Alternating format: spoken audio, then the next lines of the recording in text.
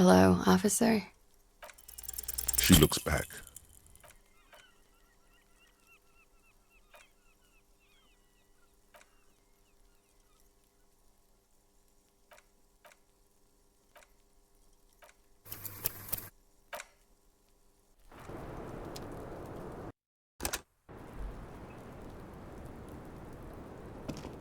Hello, officer? What? She looks back. Time moves slowly.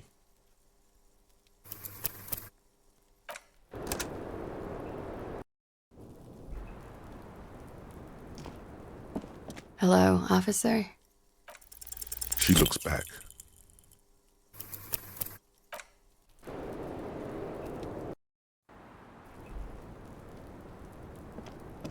Hello, officer? She looks back.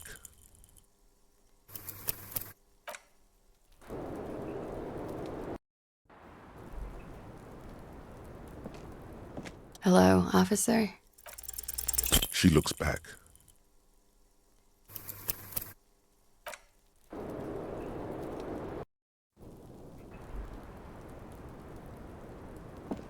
Hello, officer? She looks back.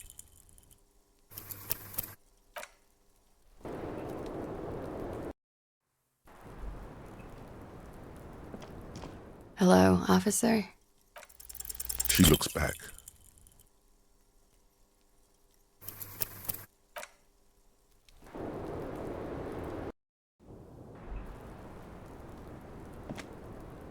Hello, officer?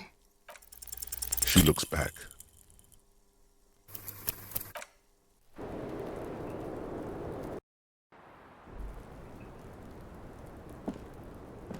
Hello, officer? She looks back.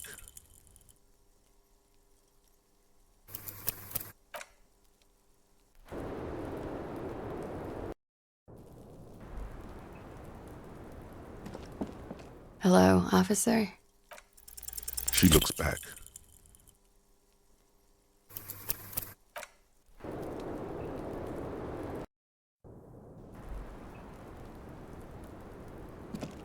Hello, officer?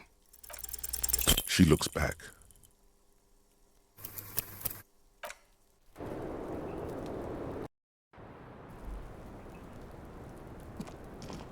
Hello, officer? She looks back.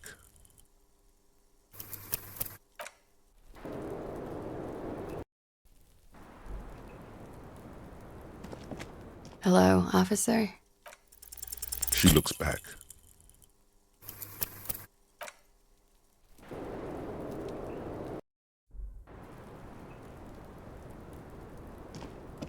Hello, officer? She looks back.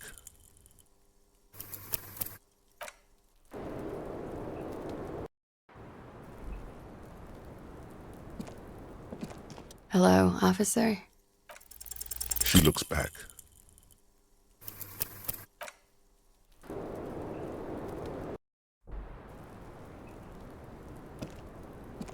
Hello, officer? She looks back.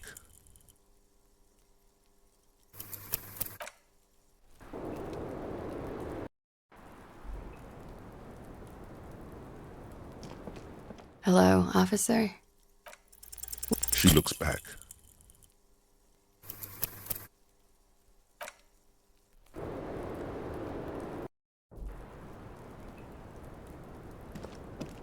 Hello, officer? She looks back.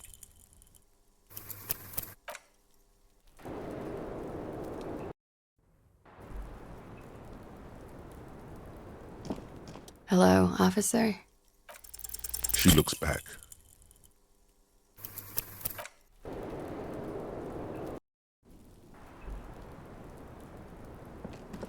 Hello, officer? She looks back.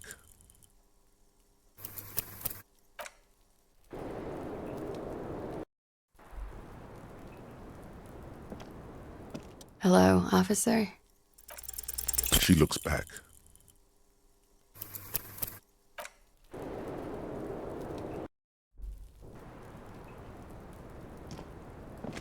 Hello, officer? Soft, light brown eyes look back at you, directly into the space behind your eye sockets. You see the smoke rise from between her painted red lips. She's beautiful. I have bad news for you. You know these guys?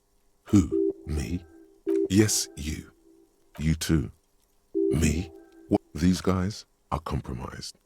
She's got them singing along to her tune. The little bleeps and bloops you trust for info. Believe it.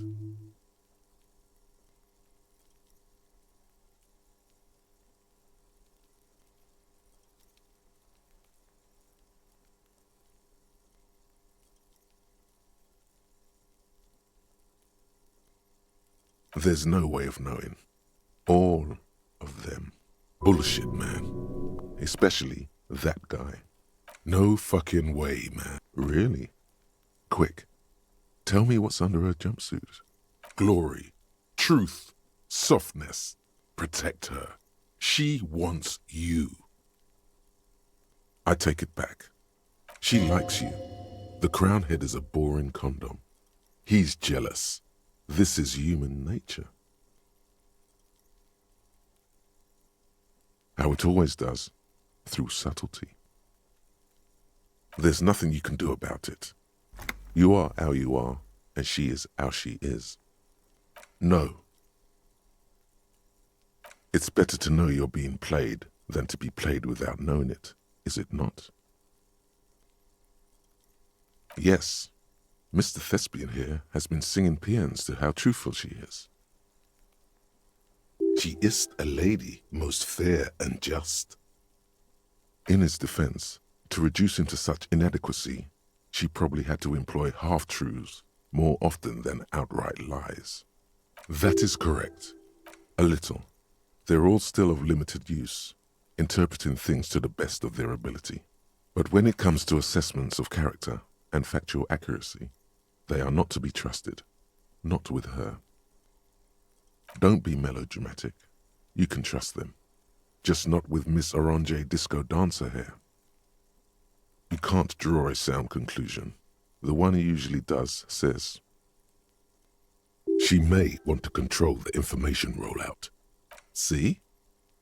It's oddly moderate, probably compromised.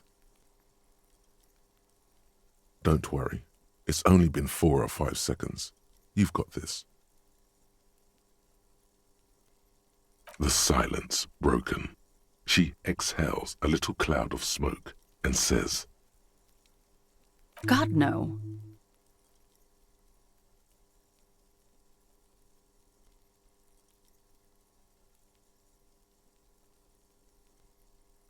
Yeah? Thank you. I've put a lot of time and effort into it. technically, possession of narcotics is legal in Revachol, but you should still reprimand her. No, don't listen to the stiff. Be cool.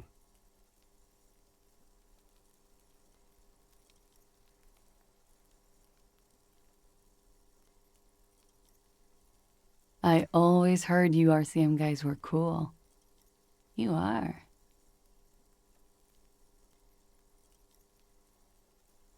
It is.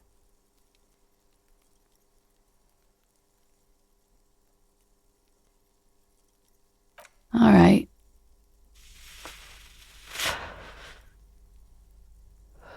Not my favorite topic, but okay.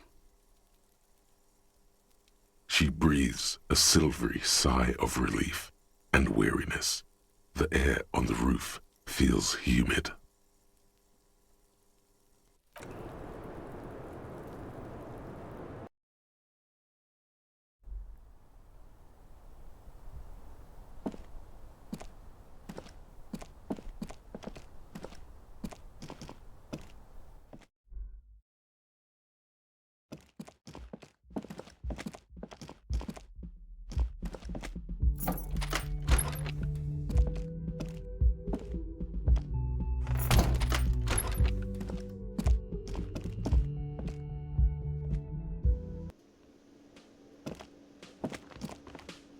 Yes?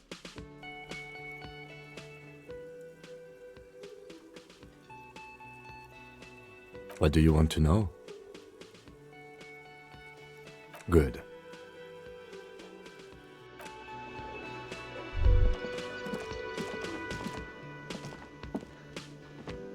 Oh, hello, dear.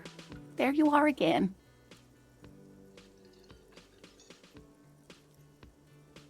You know, to hell with it. Let's have more cryptids. Of course, officers. Is there a particular cryptid you two are interested in learning about? Hey, you promised you'd only ask about one cryptid. The lieutenant pauses thoughtfully. Something in him breaks. Ah, fuck it. Let's have more cryptids. Well, the biggest cryptid is, of course, the horrible giant of Kokonur.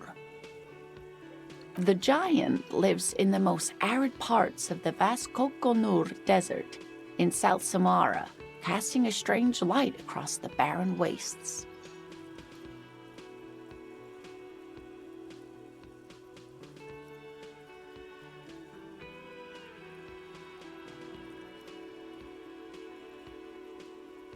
The towering luminosity of Kokonur is a bad omen in local folklore. Some say it's a fata morgana, others, fate unimaginable. No one knows for sure. It is like an awful mountain appearing from below the horizon and expanding to cover almost a third of your field of vision. Hui. No animal can be that large. It's a mirage. That's what makes it so peculiar. A species surviving at the very limits of scientific law. The giant of Kokonur must be the largest animal the planet can support. There are limits, you see, to how large a metabolism an ecosystem can beget. Some say a gravity anomaly below the Kokonur Desert might allow the creature to grow to these gargantuan sizes. Great. This is great shit. You need more. Gravity anomaly? Digging it. Digging this parascientific stuff right here. Cryobacter catlensis.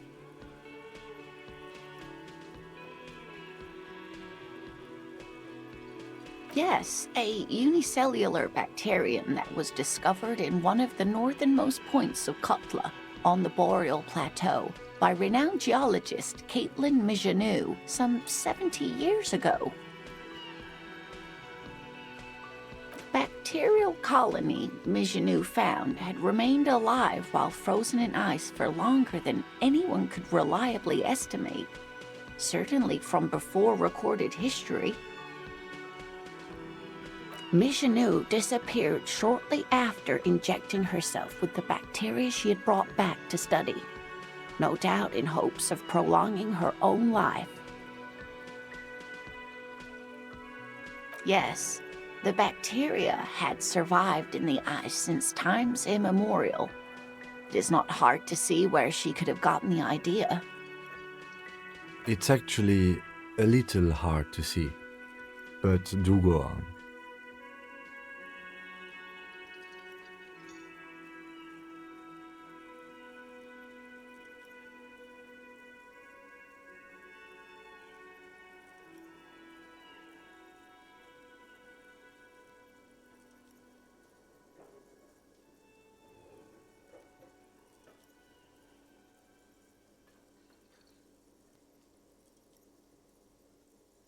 Yes, and she's quite mad, too. After she treated herself with the bacteria, she stopped aging, but also became increasingly eccentric and irascible, so that even her oldest friends were forced to pull away. We can assume that she has been living somewhere in the wilderness for decades now, all alone except for the Cryobacter catlensis coursing through her bloodstream. What an interesting question. And the answer is yes, there are. Of course. All fairy tales have someone or something invisible in them.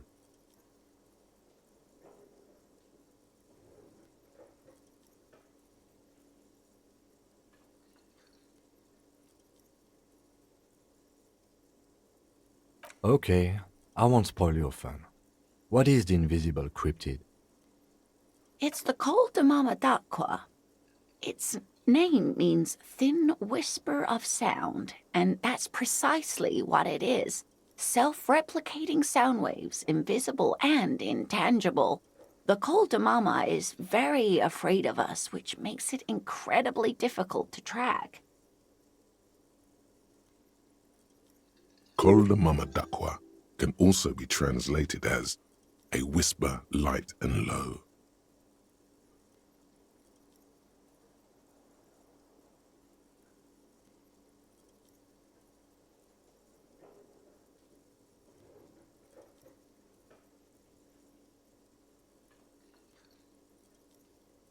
Yes, that's another translation.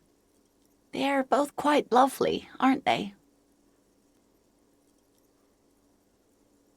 Although the low part is a little ironic. The Col de Mama d'Aqua makes, or rather is, such a high-pitched sound that other animals, including humans, can't hear it. It could be everywhere all of the time, and we wouldn't know. Fine, I'll bite.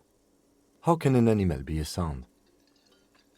Many scientists have asked the same question. Some have claimed that it isn't itself a sound, but a tiny corpuscle that emits sound waves. But there's no evidence to support this theory. It could be. As I said, it could be everywhere. And we wouldn't know any better. It could be ringing all the days of our lives and nights. Plenty. It's the evidence that led to its discovery. In the 20s, a group of Areopagite ornithologists, that is, scientists who study birds, were trying out a new recording technology for capturing sounds outside the range of human hearing.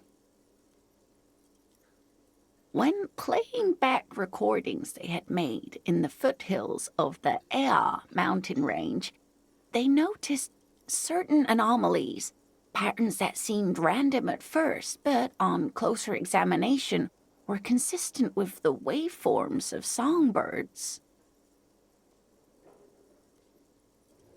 The scientists soon discovered they could track and even predict what appeared to be feeding, mating, and migration patterns based on sound waves in a strictly delimited range of ultrasonic frequencies, even higher than those of the highest-pitched bat calls. She transforms, when speaking about these strange animals, into a confident woman. They realized that they had discovered a new species and called it the Col de Mama d'Aqua, after the Paracanassian name for the voice of God, which is said to be very silent. They grew quite obsessed with these little birds. Even though they couldn't see them, they could distinguish among individual birds and even began to name some of them. Sequester, Time, Joscan, those are but some of the Mama d'Aqua they followed individually. That is a sad story. A group of university students assisting with the fieldwork in their enthusiasm for the project, and no doubt because they were preoccupied with impressing their professors, nearly drove it to extinction. They tried to communicate with it and had no other means but sound, so they started sending out sound waves at frequencies they thought might match the Mama d'Aqua's. And what happens when a sound wave meets another sound wave of the same frequency, dear? This lady really should be a teacher. She's really good at the explaining things thing. Psst. They cancel each other out. Psst. Exactly.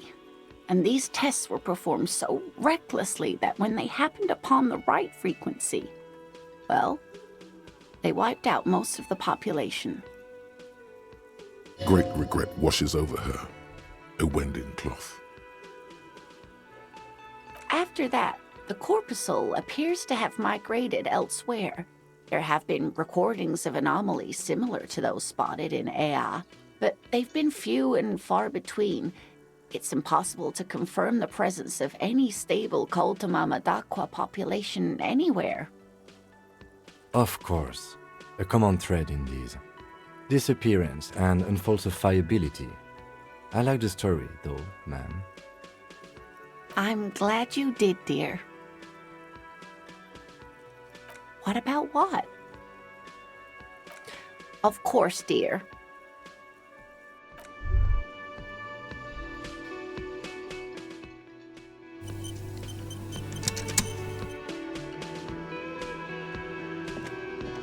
You look like shit. And I don't mean that as a metaphor.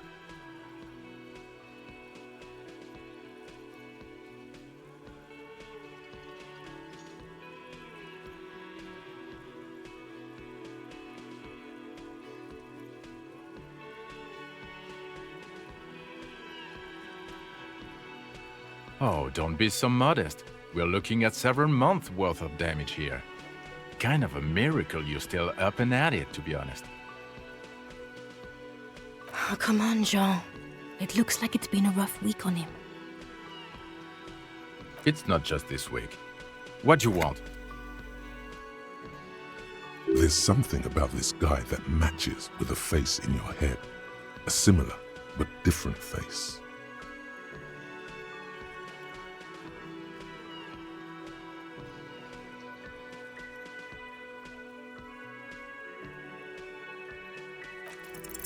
You know what it is.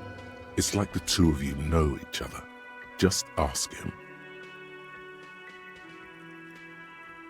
Oh, I definitely know you from somewhere. Another life. Yes, from another life. A different life. Maybe the life of a police officer belonging to the ranks of the... To what station do you think you would belong in this alternate and totally fictional reality?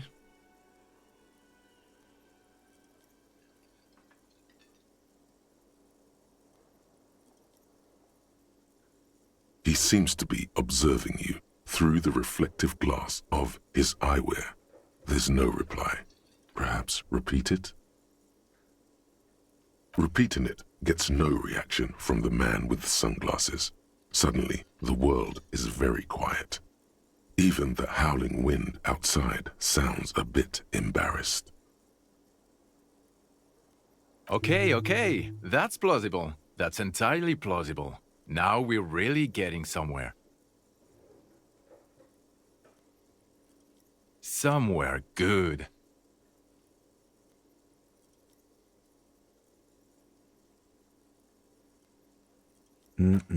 I'm not getting involved in this. It's not my style, he thinks, glancing at the man in sunglasses and the woman beside him. Oh boy, they're mad at him. No wonder. He just doesn't recognize them. Okay.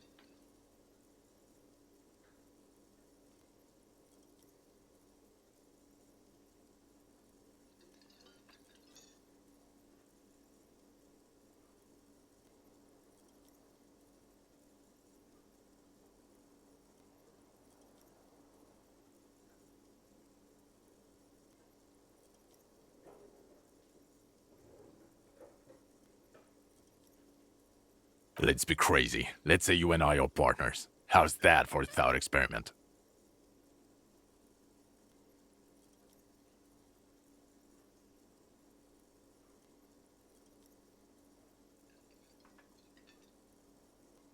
I'm sure he's fucking flattered, but Kim is not part of this thought experiment. In this one, we're partners. The lieutenant is silent.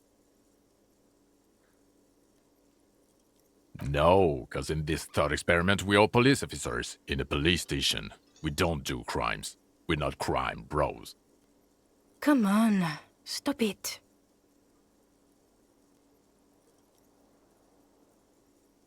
Oh, no. You see, I enjoy watching other better cops solve crimes.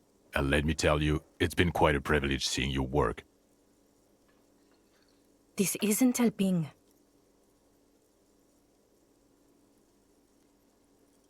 You're not going to believe this, but police officers.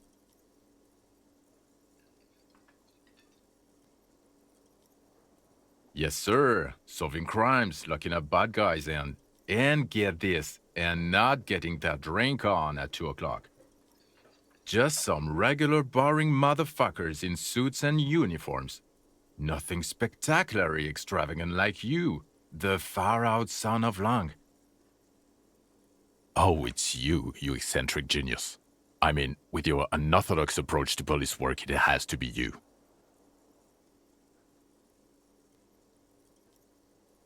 Not even a little bit.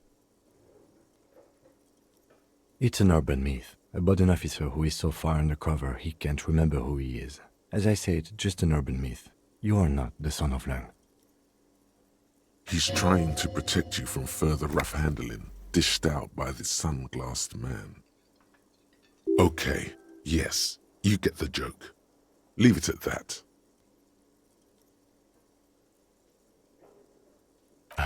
Neither can I, partner. Neither can I. It's a mere second, but it feels like you saw something. A gram of compassion in that sadness.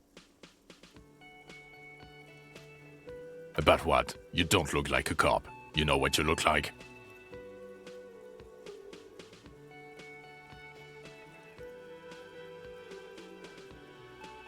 Yeah, sort of. Okay, I get the reference. Like after he got run over or something.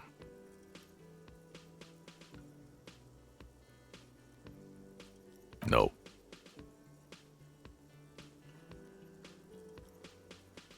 Cause it's not my job. Why don't you go and fucking do yours and solve this damn hanging?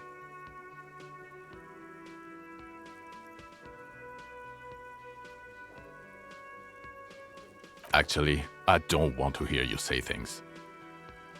Come on, Jean. Okay, say things. I want to hear you say things. Hear that? He wants you to say things. Say one. Suddenly, out of nowhere, case-related things start popping up in your head.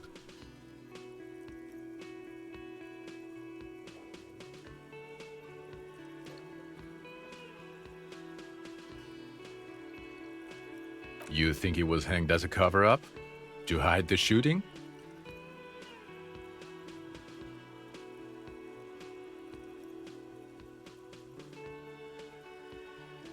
I don't know.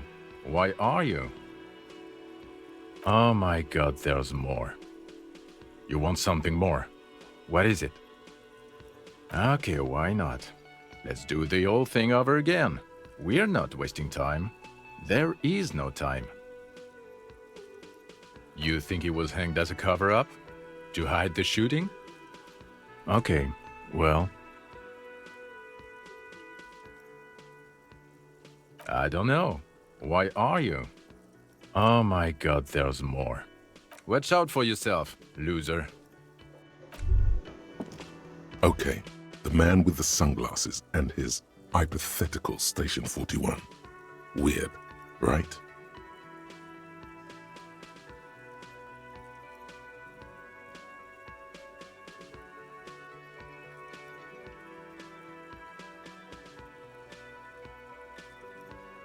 There's something missing here. Something you can't put our finger on. You know what? Just ask him. I know it sounds crazy, and you'll probably get laughed at, but still.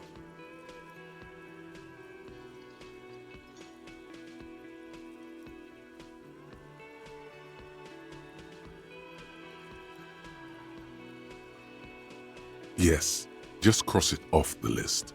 It's probably not true, though. Again? I can't believe this shit. I'm going to say no. Just to see what you'll say to that. What you saying?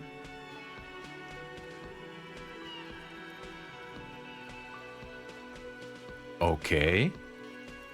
Jean, he said okay. Give it a rest. Okay, I was clearly wrong. He is a firefighter, male nurse, animal control agent, something of that kind. Not a cop. Go on with your cop work. Don't let me stop you again.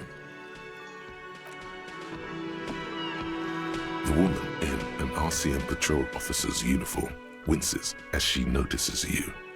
I would really prefer not to talk to you right now. A patrol officer is the lowest rank in the RCM, below lieutenant and sergeant.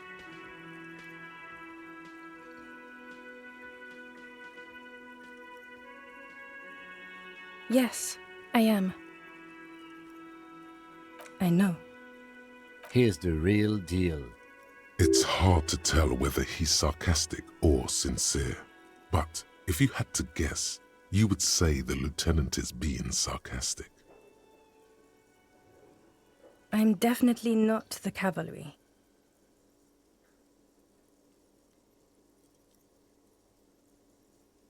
I don't know. I mean, why would I want to talk to you?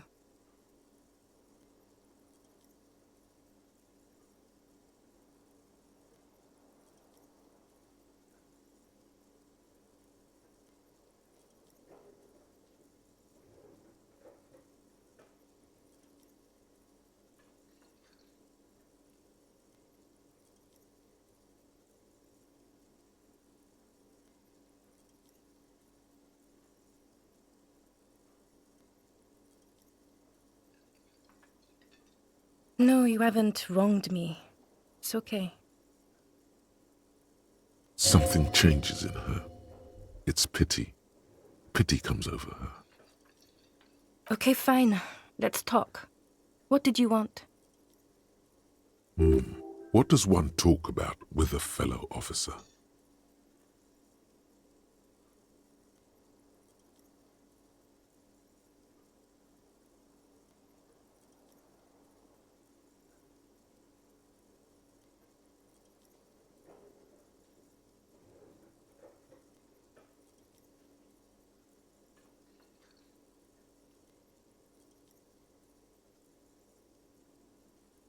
Of course I'm with him.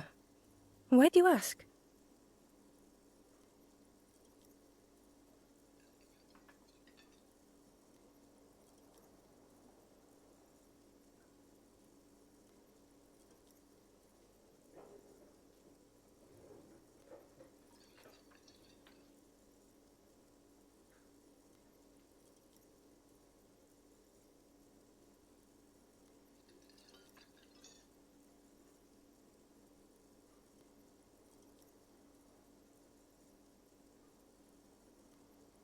Well, he's not.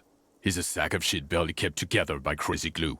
But at least he tries, unlike you. Please, let's not turn this into another exchange, okay? What precinct? Am I from? God, he doesn't know. Fucking deranged lunatic. You're getting an intellectually unsatisfying vibe from this conversation. Maybe you're doing something wrong.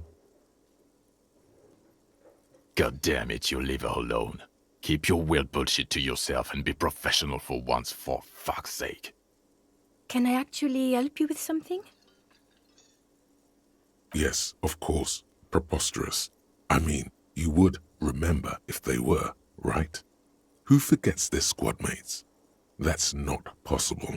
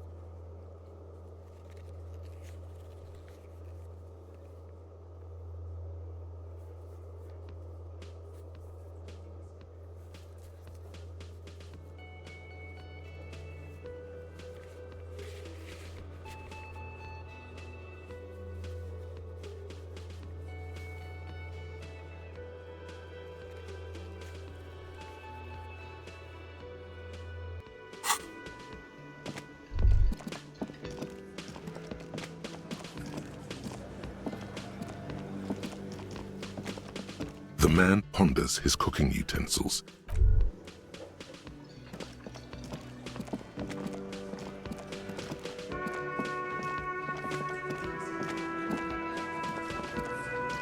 I've got nothing to say to you. Why are you wasting your time?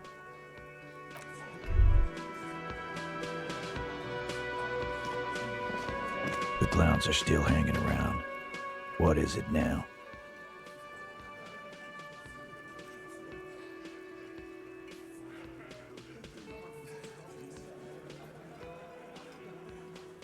Fuck! I knew that fucking whore couldn't be trusted. You've hit a nerve. Titus is furious. No, more than that. The loyal Titus feels betrayed. For the record, Titus Hardy did not explicitly specify the victim as a whore, nor did he say anything about trusting her. Oh, shut up and stay out of this, Liz. He raped her. He was out of his fucking mind. You have no idea. She's just in denial, asshole. You don't understand the traumatic experience. She's shutting down, and she doesn't fucking trust you. Yeah, she's crazy, you know. A crazy bitch. You know the type. She's fucked up. This is a diversion. Stay on track.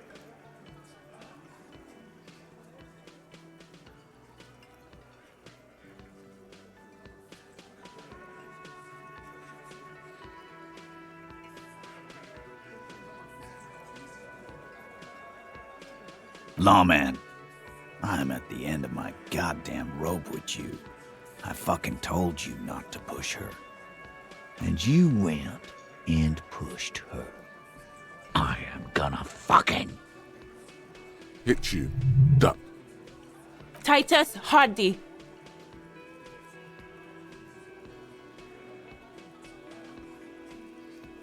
Everett personally sent me to take care of this. If this goes south, we'll all be in the shit. But you, Titus Hardy, are going to be buried. Am I understood? When she's angry, she emphasizes the S. It gives her voice a strangely hypnotic quality. Her lips barely move as she speaks.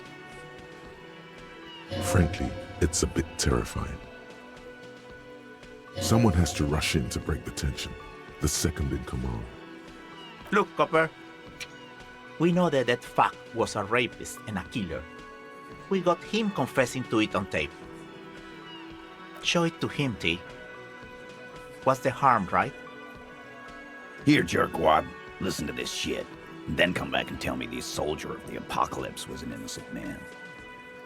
This is their last play, this tape. Their story is in tatters, a mess. It might be nice to listen to, but at this point, you don't need to.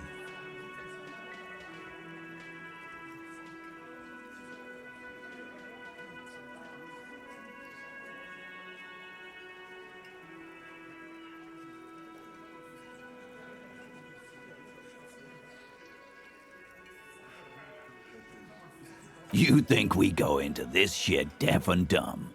You RCM aren't the only ones who know how to bug people. There's no university degree for that. We have machines. We're in logistics. How do you think a harbor works? It's advanced stuff. Understood? You've listened in on their communications. How long? Since way before their chief started taking swing lessons.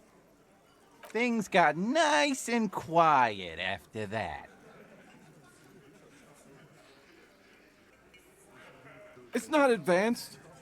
You just hold up in a coop all day, writing down what they say. It gets hot as hell in there.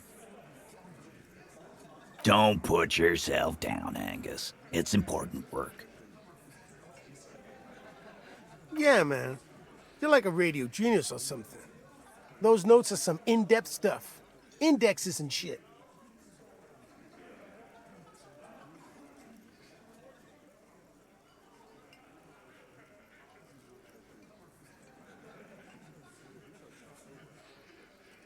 What's on it? We call it the Dorgun Mega Mix. You'll know why, once you listen to it.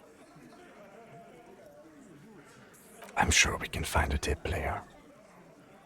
Where can I listen to this? Why don't you try shoving it up your ass, genius? Yeah, play it with your ass, cocksucker. I'm sure we can find a tape player. It's not a problem. Your room had one. Or maybe it's too broken. Don't forget your tape, lawman. Compliments of Titus Hardy. You do that. Oh, and keep it. Maybe you'll need a reminder of human ugliness someday.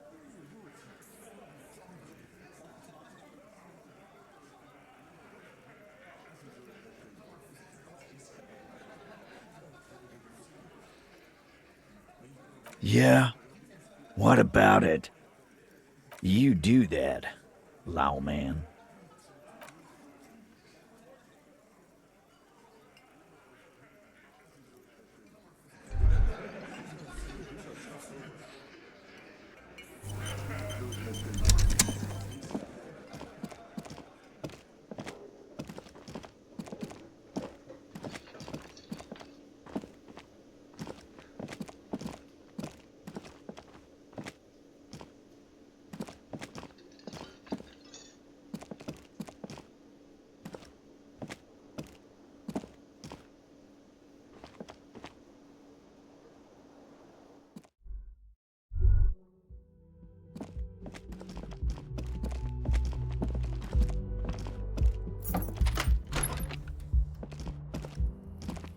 The compact tape player is still and silent.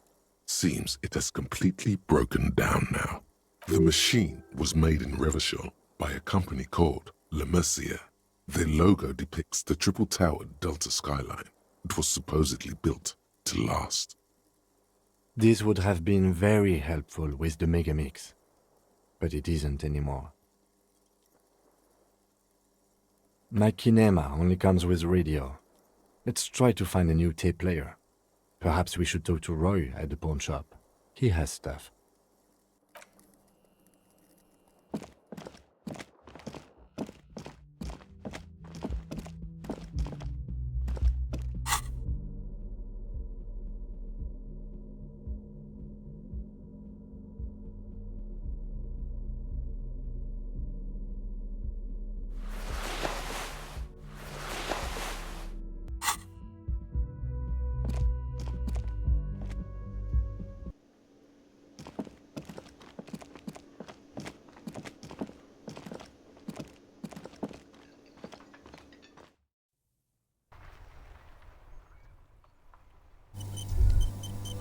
Was that? Could it be the Col de Mamadakwa? No, it's probably just your imagination ringing in your ear. There seems to be an extremely high-pitched ring. Ultrasonic. Lena said it was very high-pitched, right? It's like something tickles your ear.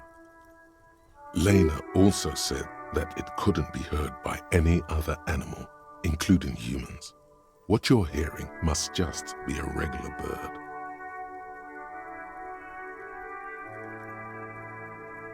There it is again. You are about to rediscover a long-lost species. It must be very close. Maybe, just maybe, it will come toward you. No, I don't hear the Koldomamadakwa, and neither do you. Of course he doesn't. He's deaf. Oh no. The sound.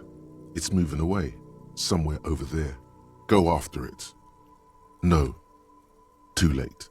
It's gone. There is no ringing anymore. Just the sound of the streets. Keep your ears peeled, then. If the species really has migrated to Martinez, you're sure to hear it again.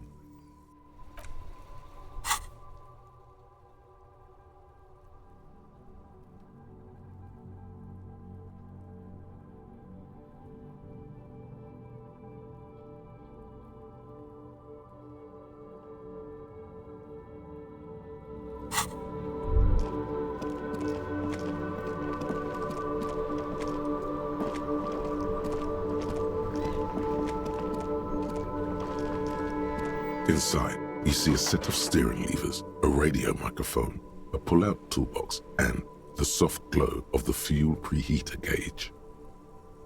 This is Precinct 57. How may I assist you?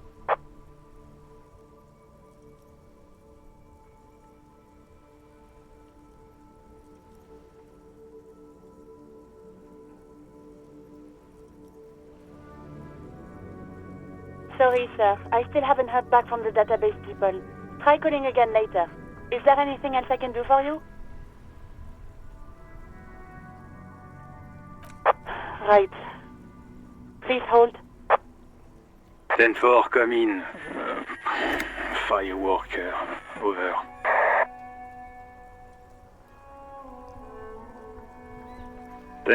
Sir. Sorry, but I'm under orders to give a negative to request for personal information. Over. 10-4. Orders are still orders. Anything else? Over. Roger that. 10-10, over and out.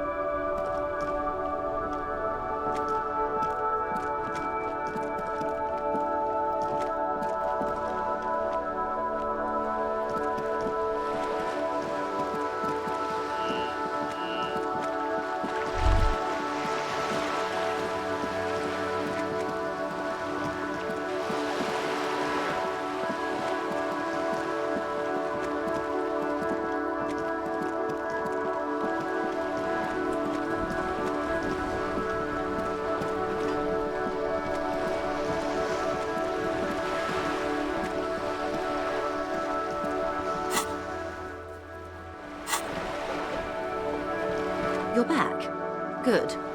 What can I help you with?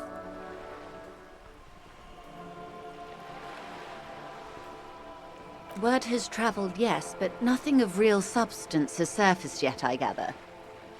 Wild Pines has eyes on the intersection, but not ears. One of the tall buildings overlooking the roundabout. It would give them a read on the entire quarter. It appears we are being monitored every step we take, colleague. Did we have any other business here? More lessons in basic reality? My favorite part of the day.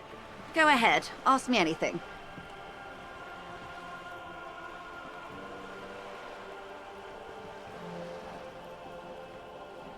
These are unimportant times, Detective.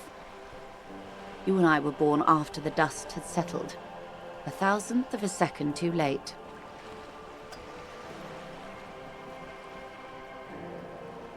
For the big time.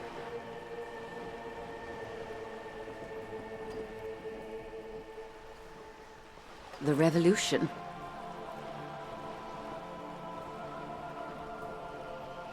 It's quite easy. Every 100 years or so, our species gets together to decide what's next, who gets shot in the head, and who gets the mineral rights. It's a real kerfuffle.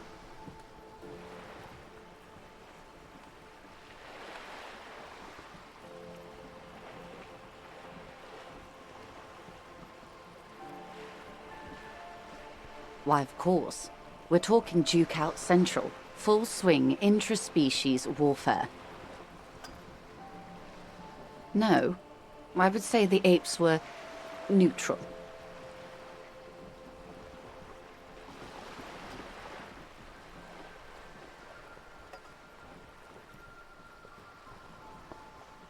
On the other hand... No. The tiny apes are doing all they can to be better. It's not their fault.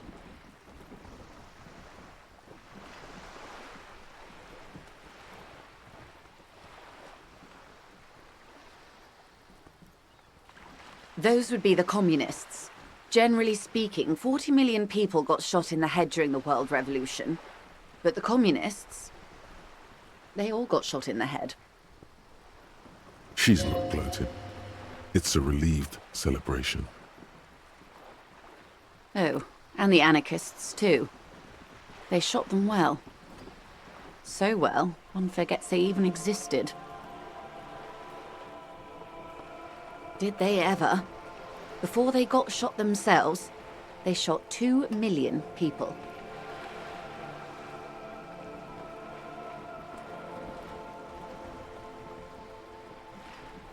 Yeah, it was a kerfuffle, all right. Yes, the Insulindian deluge, they call it. Oh, lots of people. Even the king got shot in the head, or thrown beneath a horse, or drowned. Accounts differ. It was unceremonious. Just as well, he wasn't actually the king. Just the king's nephew. The real king abdicated and lived out a long and productive life as a venture capitalist in Grad.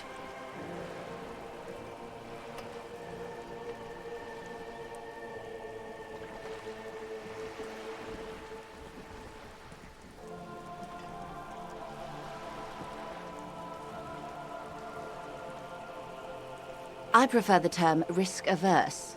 King Guillaume was nobody's fool. He could smell a PR disaster brewing, so he got out alive, and his nephew Fricelle got shot in his place. Him and tens of thousands of his wonderfully fascist kingsmen. It was a wild time.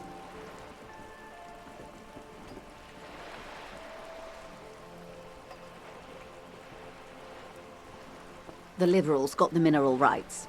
And by mineral rights, I mean everything.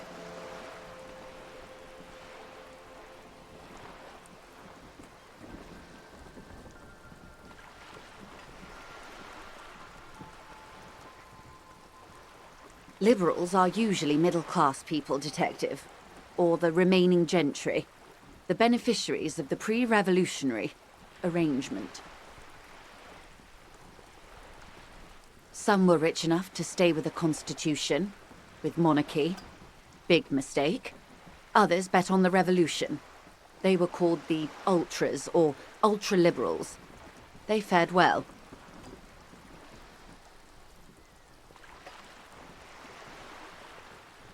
They didn't win so much as survive. We were the last ones standing when the war ended. Everyone else got shot in the head, remember? We. She's one of them. Of course.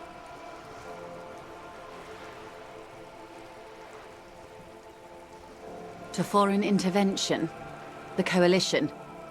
Those people really took the mineral rights.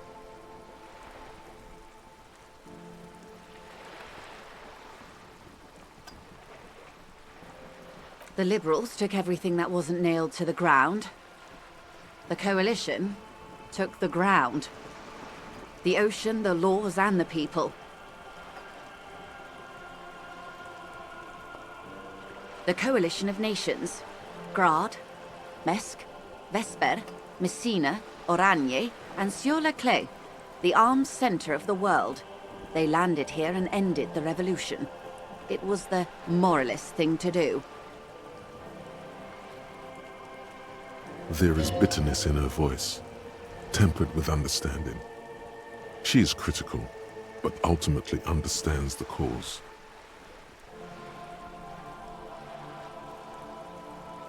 The moralists believe in keeping everything exactly the way it is. They believe in mineral rights, and not shooting people in the head. At least not in the same manner and volume as the others do. They are the long-standing provisional rulers of Revachol now, the coalition government.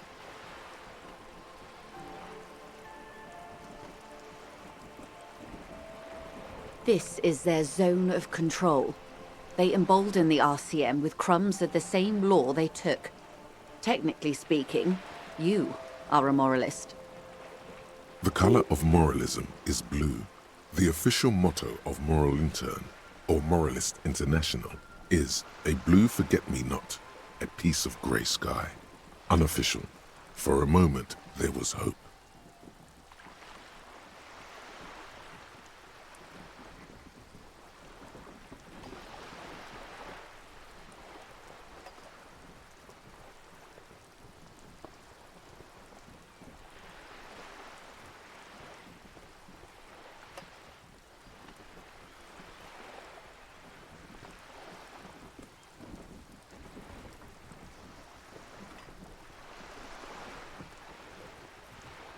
A devout man of the center. Hard to come by. It's good to have someone who takes a moderate approach to head shooting. In your line of work, I mean.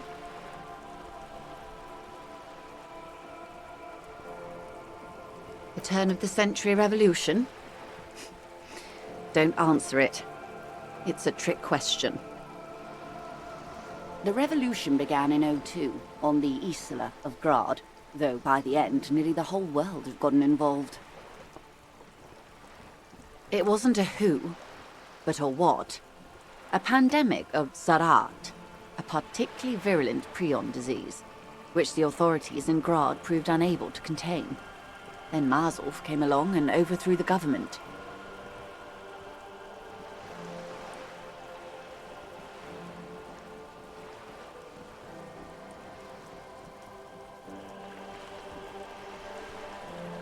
It made people overthrow their governments.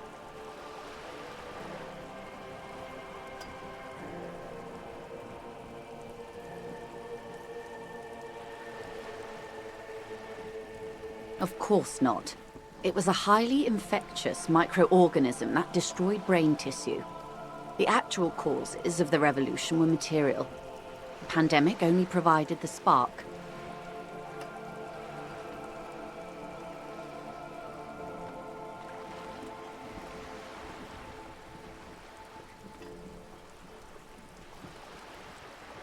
From Revachol and Grad? Not far. The world managed to cauterize itself. Mazov's government was overthrown in '08, and the coalition crushed the Revachol commune 2 years later. It was the end. Why? You and I, officer. Our lives in the zone of control. Something tells you her life and yours are not that similar. Maybe it's because she has a boat and you have that necktie?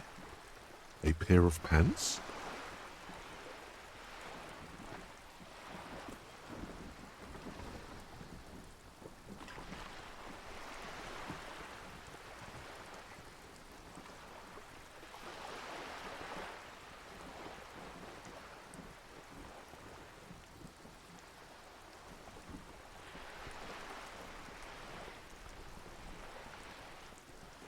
No doubt.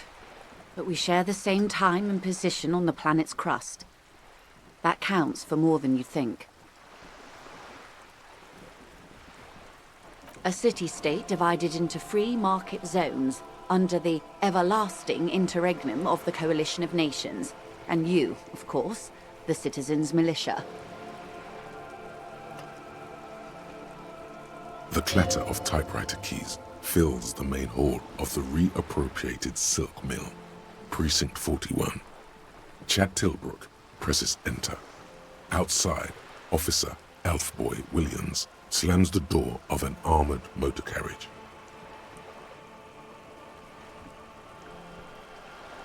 The Zone of Control is the third incarnation of Revachol, after the failure of the Suzerain and the Commune.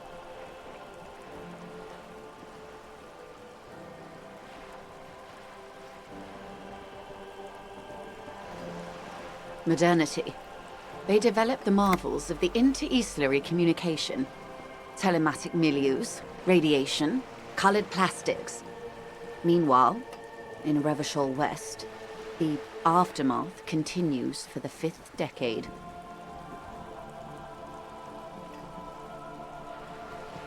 "51 minus 8.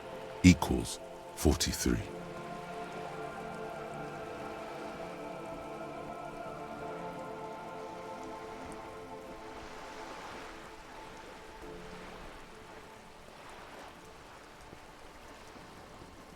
Time flies. The 20s saw a decade of urban war, west of the river leveled, offshore platforms in flames. Still, it's regarded as an improvement on what came before. 08 to 19 was simply hell.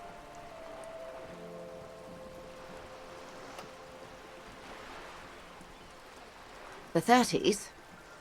Things settled down in the 30s. Revachol East transformed itself into the world's largest tax haven, with the international community's blessing. For the first time in a long time, it seemed like things were going somewhere.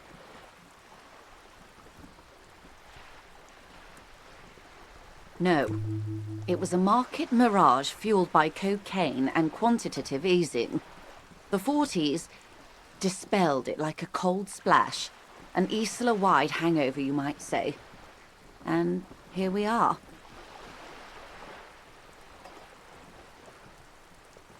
Welcome to reality, baby.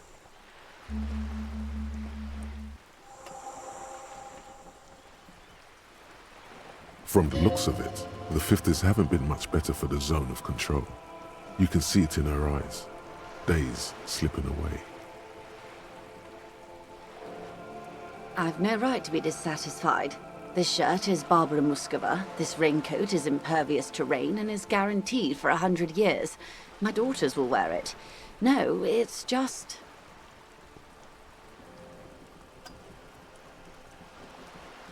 We could have had so much more. Every one of us. If only we played it right.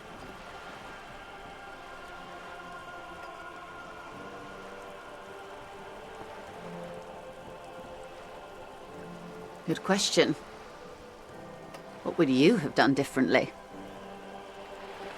No, her first.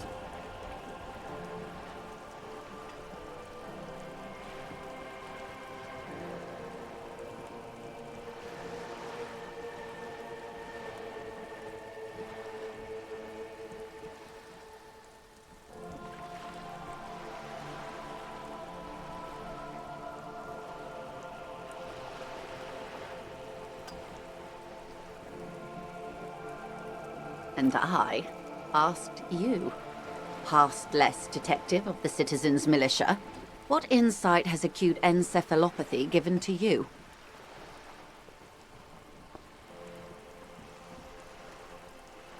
So a quarter of humanity simply lost their minds. And how would you stop a prion, a complex folding protein, unlife, with a technology 50 years ago?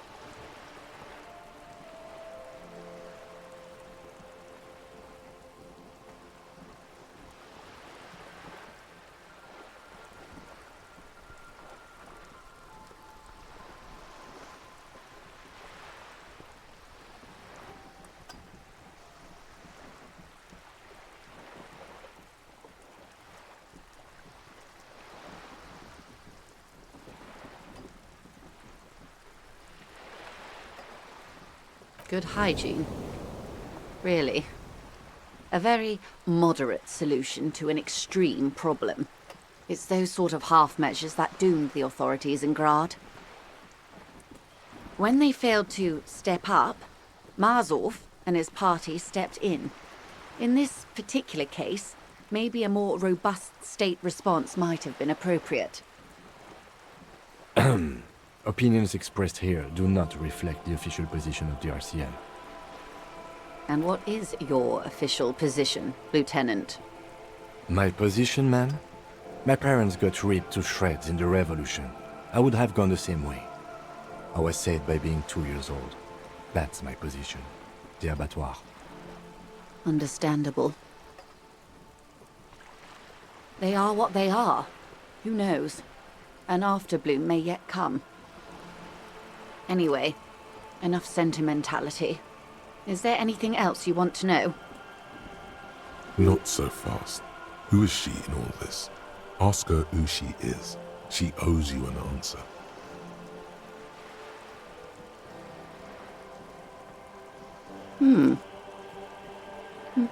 She won't maneuver her way out of this one. I am the vilest of the vile. A traitor, a devourer of nations and infants. I am an ultra.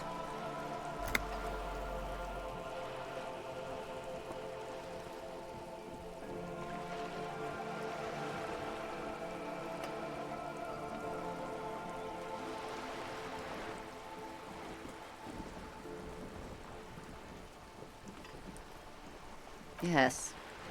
I am the nether creature of the Forbidden Swamp. I pushed the king under a shit wagon and betrayed the revolution. My kind surrendered the nation to financial colonists. I can see you thought we'd gone extinct. After all, no sane person identifies as an ultra-liberal anymore. Not in broad daylight. You're a centrist at heart. A real moralist, no? Tell me, now that I've uncoiled myself, do you find me frightening? In her green eyes you see a mixture of truth and self-satire.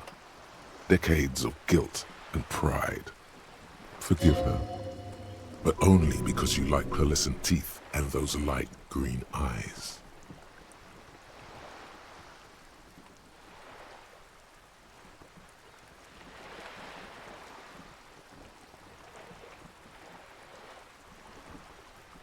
I do hope so. I hope we're able to remain collegial despite it. Remember, we were partners, whether you like to admit it or not. There's blood on many hands, I assure you. When the dust settled, the Liberals were the only ones left to clean up the mess. By virtue of their survival, they were handed enormous power to shape the future. This was all our last generation managed. With due respect to our overlords, the eternal caretaker government that keeps Martinez a monument to the efficacy of its artillery, I would not have relinquished sovereignty to the Coalition. Not here in Martinez, and not in the Stella Maris or Delta Beachheads either. If not for my own sake. Then for my daughters. We had an obligation to defend our sovereignty. We should have burned the whole Isola down rather than let them have it. Dark orange flames reflect in her green eyes. An oil fire on the ocean.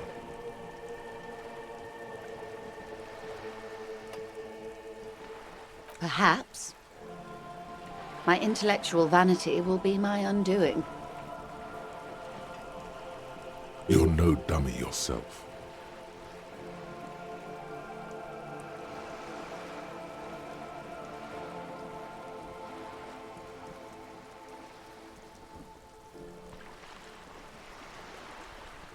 And the crown on your head as you lay in the casket.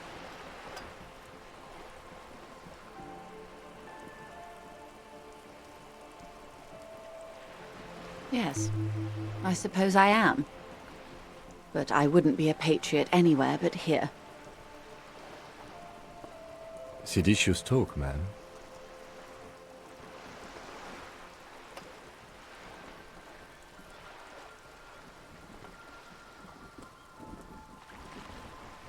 Yes.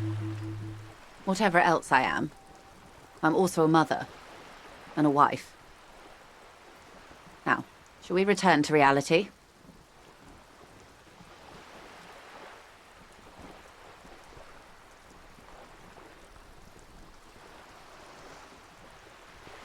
A bird? A sphenicid?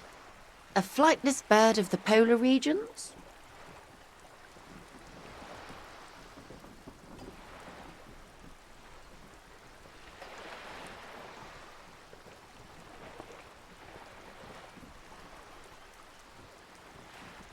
Some sort of krill hunter? No, wait. You're an ancient ruin. A symbol of hubris and decay. Half submerged in some salty sea. Of course you're not, my dear. I'm just terrible at guessing games.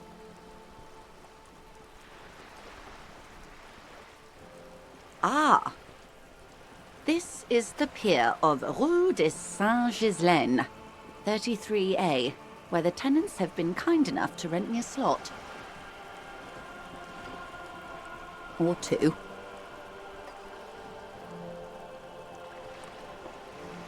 A pre-revolutionary tenement.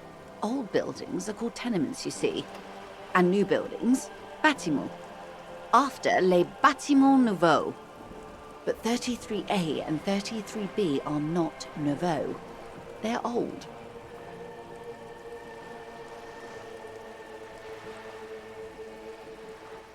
This one used to be 8 to 10 stories tall.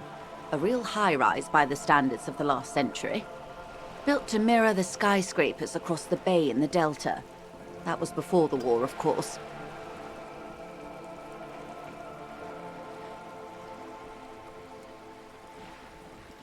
Mostly the urban middle class, I believe. This was once primo real estate, before the cannons lopped 4 or 5 stories off.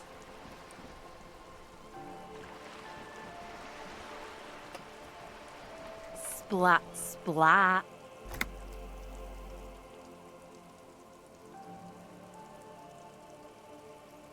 Wonderful.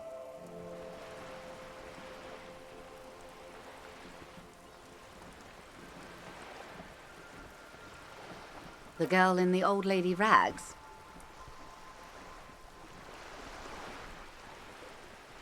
Looks like a sullen and rebellious member of a teen infraculture. Yes, you and I belong to the supraculture.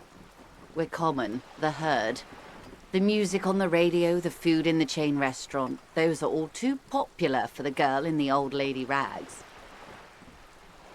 She prefers a fantasy world, an infraculture with its own dress code and vernacular. It is an illusion, I'm afraid. There is no refuge from the supraculture.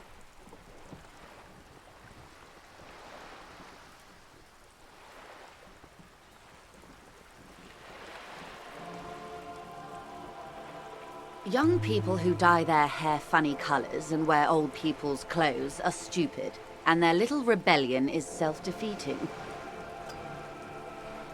All right, what next?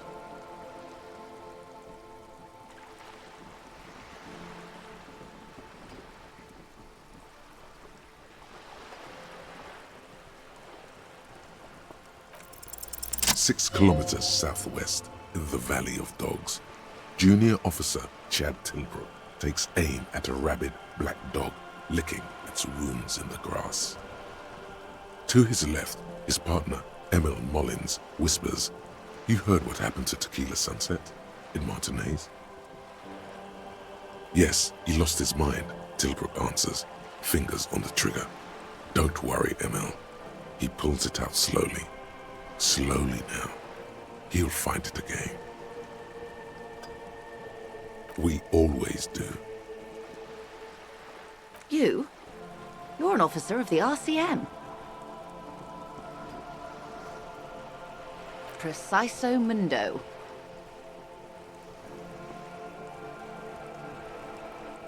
Nothing more nor less than the de facto law enforcement body of post-revolutionary Revachol, Detective. Yes, we are the Revachol Citizens Militia. He's being sarcastic.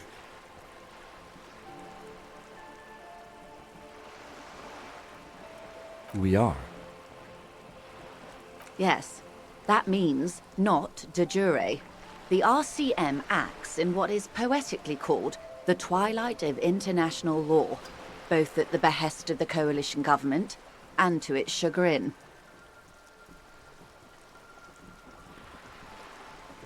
The RCM's responsibilities are defined by the Emergency, Wayfarer and Aliments Acts, 3 pieces of legislation keeping the city in a, let's be honest, laissez-faire stasis to the benefit of foreign capital. All three are good to know when we are out policing.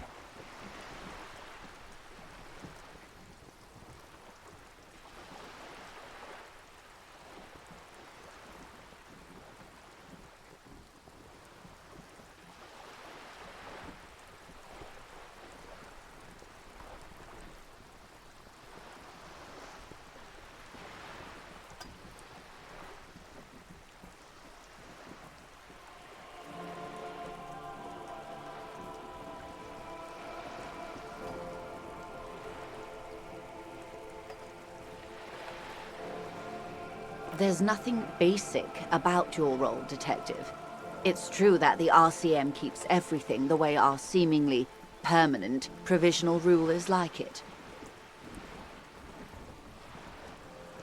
Yet, on the other hand, I know these people. I deal with them daily. Let me tell you, dear, they are not fans of you. The post-revolutionary decade was a disaster for the coalition government. Revachol in the 20s was hell, especially on the west side of the river. Gang warfare, a botched privatization scheme, a nuclear pile meltdown. They called it the International Zone because no nation wanted to claim responsibility. The RCM restored peace where the coalition failed. A true blue citizens' initiative. They will never forgive you. That's somewhat of an exaggeration. In reality, ours is a mutually beneficial arrangement. Revacholians get to keep the peace in Revachol, and the coalition doesn't have to worry about it. Anyway, sorry to intrude. Please continue.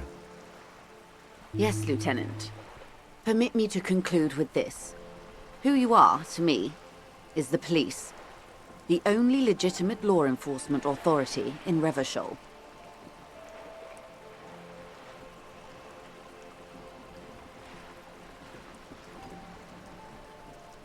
And if those authorities drink so hard they need help recalling the basic terms of reality, well, I'm here to help.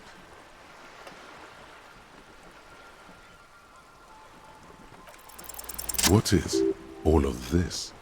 The scent, the sound, the air.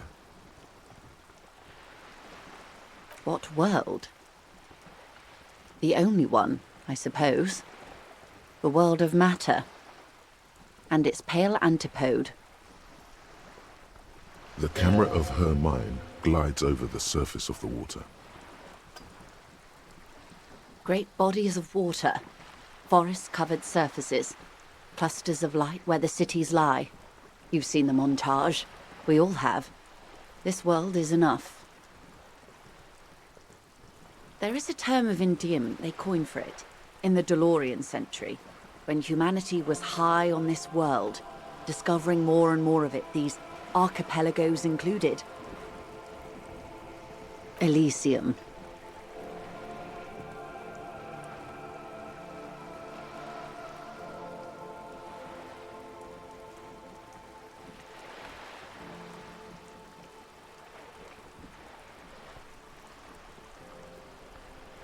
It does. There are those who would call it hell. A term of hatred that originates, like many such things, with the Mesk petro-fascists.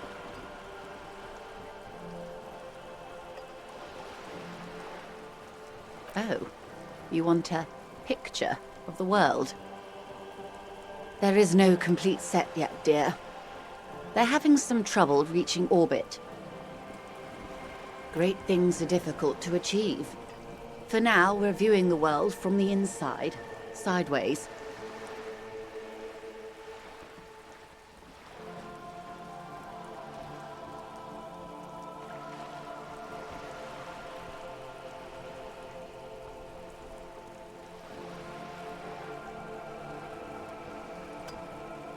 We used to think it was a sphere, but that is beginning to look less and less likely by the day. You wouldn't know it from the tabloids, but the ORG nations have been launching weather balloons into the lower ionosphere since the 30s. ORG, Occident Revachol Grad. There's a steadily increasing trickle of images. Between the big three scientific contributors, they're piecing together a dark grey corona. Yes. Pale covers 72% of the surface. There are grey flares and prominences, even arcs above entire isolas. The images are blurry, but if there was a sphere in there, it certainly looks like it fractured a long time ago.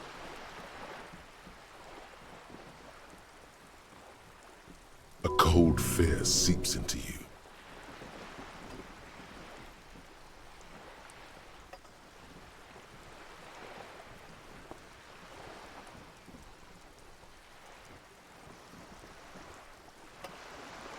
You seem to be spooked. Please don't be.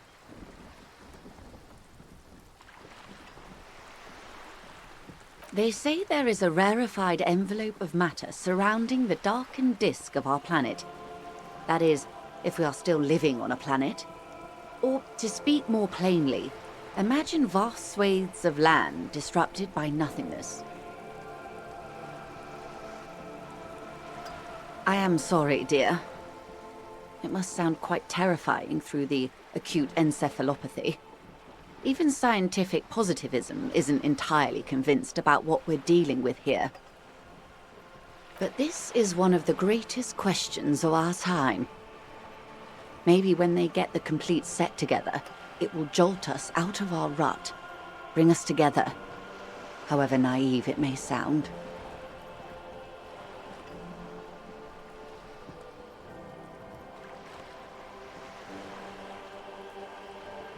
I don't know about things of that scale.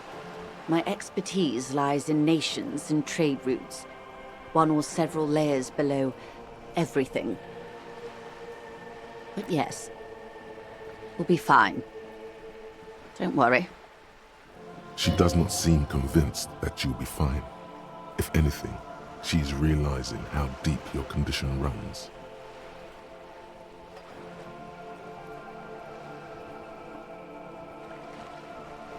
You have misimagined it. I don't have the power to convey to you the effect and geometry of the images that depict our world from below low orbit. It's like the crowning of the world. It's insane. Very disco. You'd love it.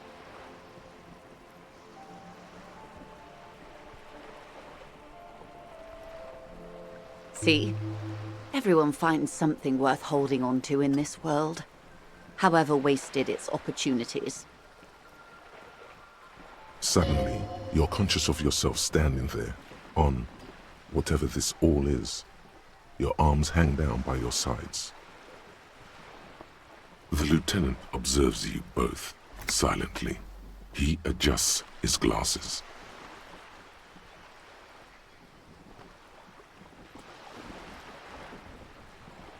Glad to have been of assistance. The little that I know. Anything else?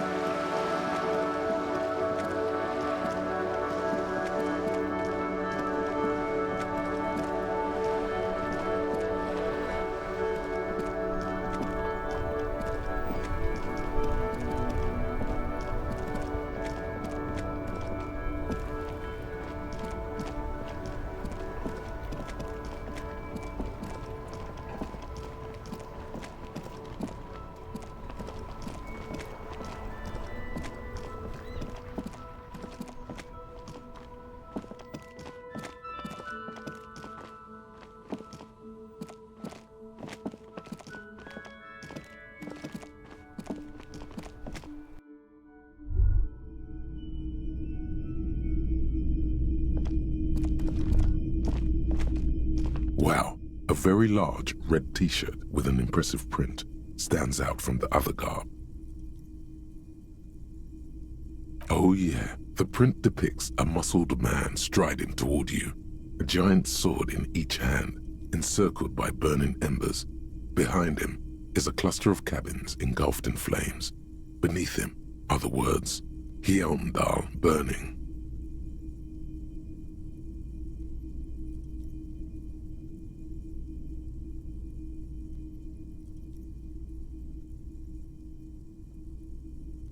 Smells like worn cotton and a little old sweat there. Worn cotton with a side of flea market or trash bin. Sniffing is okay, but please don't try anything on. Can't have you leaving your photon emissions in the fabric of things you're not going to buy. You're not imagining it. Photon emissions? What is he talking about?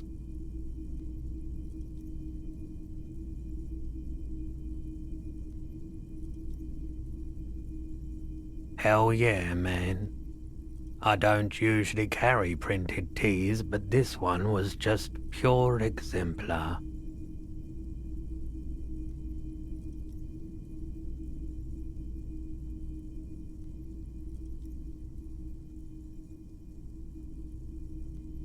A fan? No, I wouldn't go that far. But I do think the Hjelmdalaman saga is an integral part of our shared reality. Most people don't think that the man from Hjelmdal really existed, but they're wrong.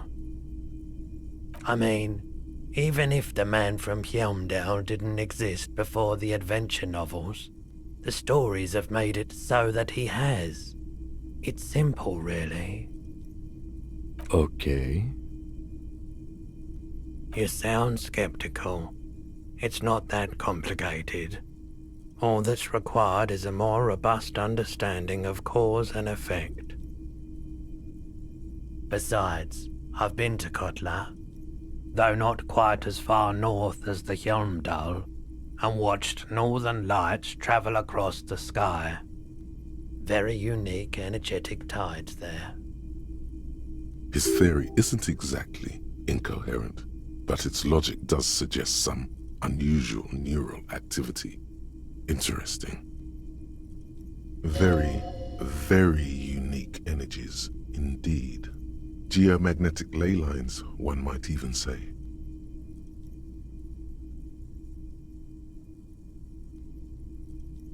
$2.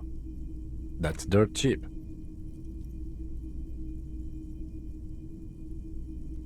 But why?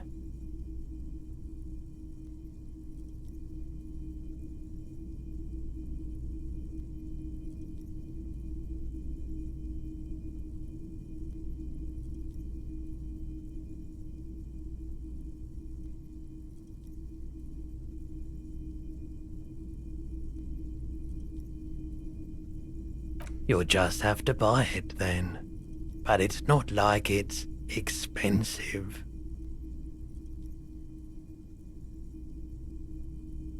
Welcome to Hjelmdal, officer.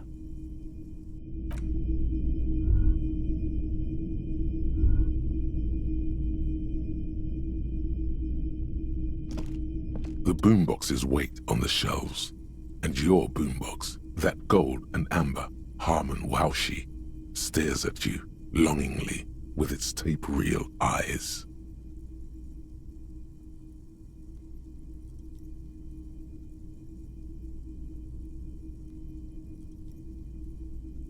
Sorry, man, I can't be giving out freebies. Never have, won't now. A discount? I do have to keep the lights on, man. It's 12 real. Remember, he doesn't like music. He likes sounds. The Doorgunner Megamix is his type of tape. Certainly, he'd give you a discount if he knew you'd play something so experimental. Careful, you can only do this once.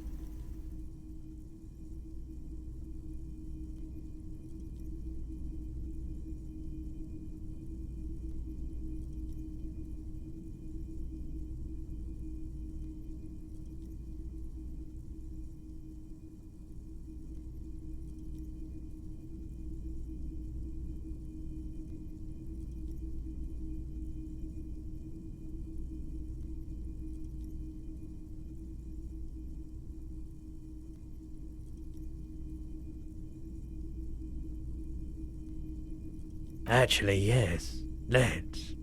8 is an even better number than 12. Even more internal balance. Better integrity, too. And here you are. Quality sound reproduction on the go. It'll play anything, wherever. Turn any tape into a conversation of sounds and shapes.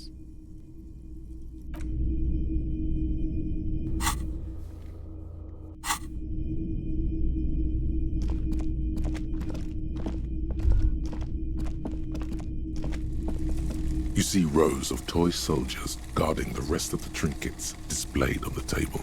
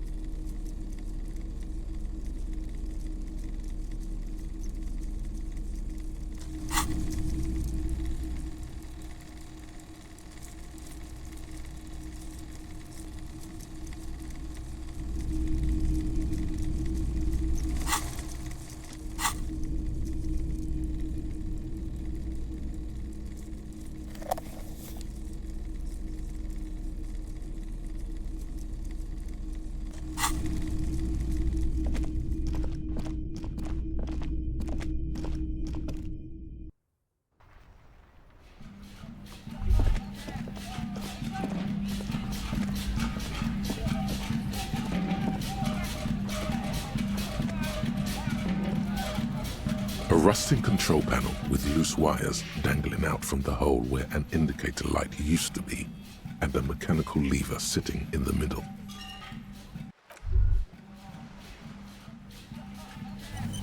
A rusting control panel with loose wires dangling out from the hole where an indicator light used to be. You grab the handle and pull the lever up. As soon as the metal connects against the contact pins, you hear a loud clunk. The water lock starts moving.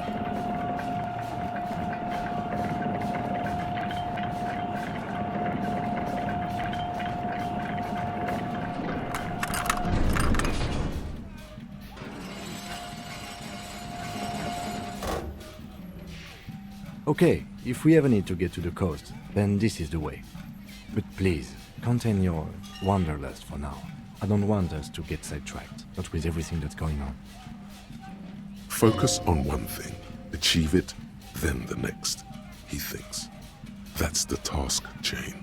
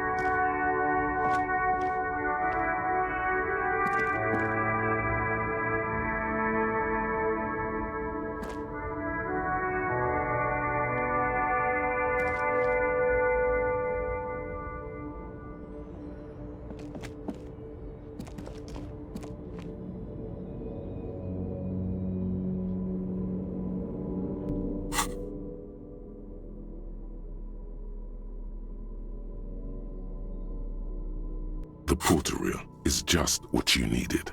The reels attach to the apparatus with a satisfying click. The tape is routed behind the magnetic reader. You push Command Set, and the tape starts spinning. Violent static and machine sounds fill the air. This isn't Revachol. This is a fucking village. I can almost see the elephants. The harbor. That's the son of a Kvalsund crane.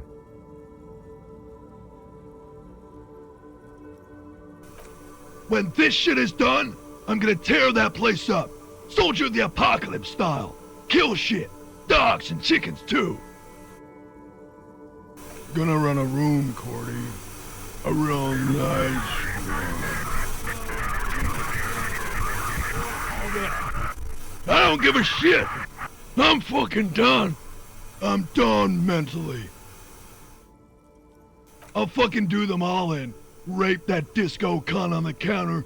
You know, the dance a whore upstairs. Do it Kohoi style. Never did get that taste out of my mouth.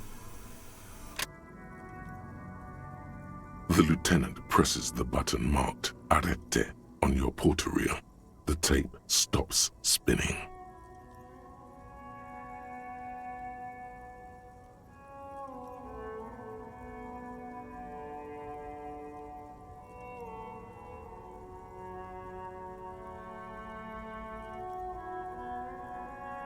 A village on the Samaran Isola, in South Safri.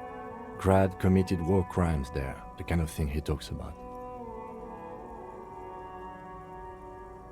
Who knows? Maybe the tattoos would have an answer. Or maybe Kohoi is just merc talk for atrocity, slaughter. A symbol of soldier of the apocalypse style conduct in a civil environment.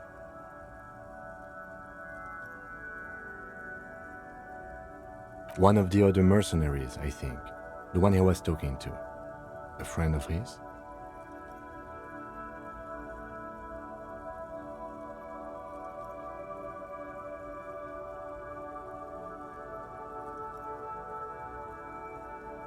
End of recording. It seemed authentic enough. Probably recorded off the shortwave, then edited to seem more incriminating. He sounded like he was on patrol around the harbor walls.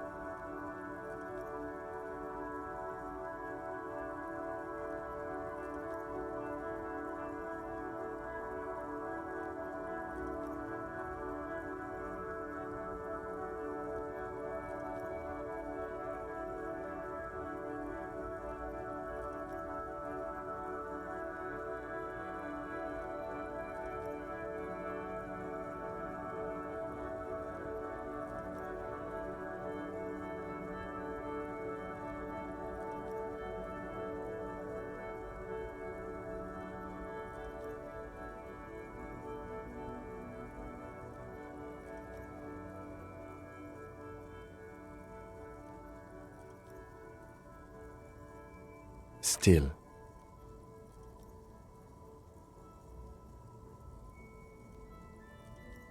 There's more going on here than we know. I think we've got a few more questions for class here, don't you? This seems to contradict her testimony, at least to some degree. As you take out the tape, the boombox tunes itself back to the cheery radio again, spewing out beats like it's a Friday night. The contrast feels chilly, inappropriate even.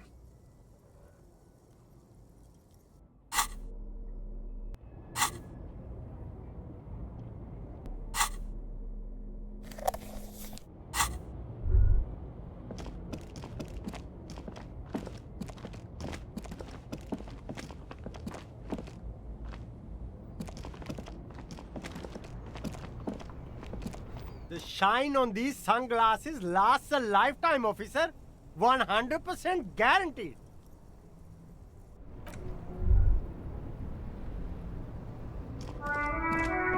The speakers below are banged up and worthless. The sneakers triumph over them. They're the star of the show here. You keep coming back. That's good, officer. Keep browsing those clothes, keep saving that economy. Save the economy? That sounds off. Haven't you heard, officer? We've got to be economically conscious. Recycle your cash, keep it in circulation. Don't buy new things. Buy eco.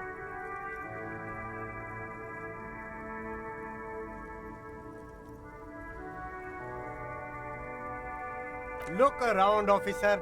You see all these premium goods just sitting there, not getting bought? We've got to keep the flow of goods moving.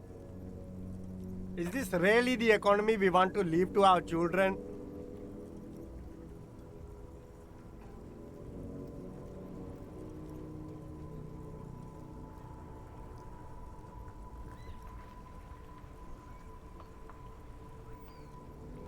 Too bad, officer.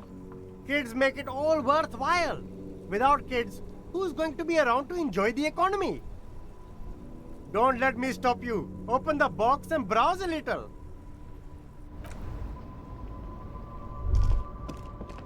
Everything's still cool here, officer.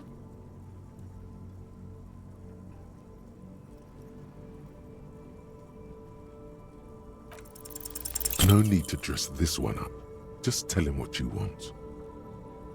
Oh, okay. But why, officer? Ah, yes. Money is very important. Are you trying to ask for a bribe? If so, you're not doing a very good job. Sorry, detective.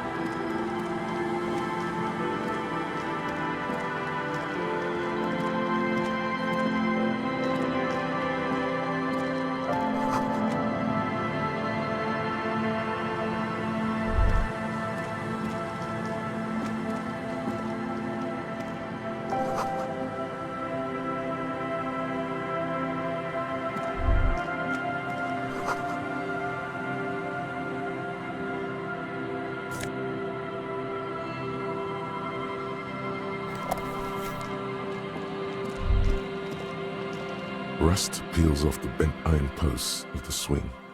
The wind whistles through the skeleton of the small house behind you. There's desolation everywhere. Yet someone used to live here, laugh here. Thought it was a good idea to build a swing, even. In this yard? He's assessing the situation. How long ago was it abandoned? Someone thought they could have a summer house in a bloc obscur for cheap. It didn't work out. They abandoned it about a decade ago. A black bloc, A part of the city left unrenovated after the war, or one that has fallen to gang violence, or has become inhospitable in some other way. On aerial photos, block obscures look like dark squares, hence their name. Practically, it's not an official term in any way, but look around. No sewage, broken power lines, crime, drums. Life is tough in the blocks. It's no place to build a summer house.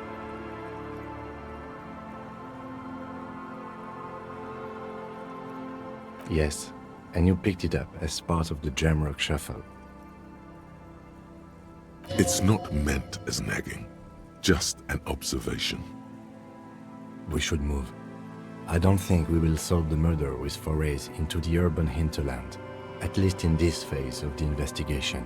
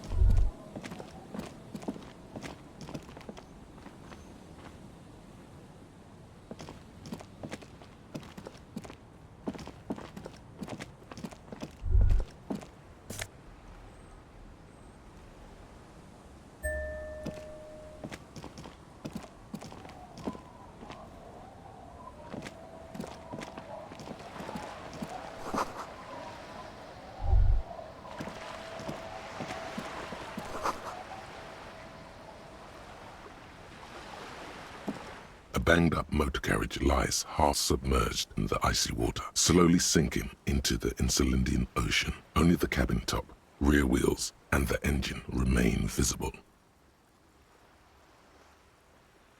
It must be cold and lonely down there, in the icy water.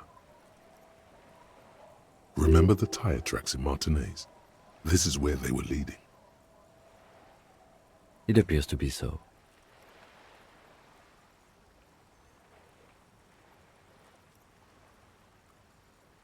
I agree. We should definitely investigate. You get a sudden, sinking feeling.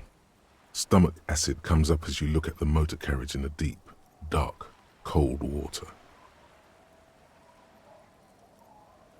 Why the doom and gloom? It's just a sunken motor carriage. Some motor carriages are bound to end up in the sea.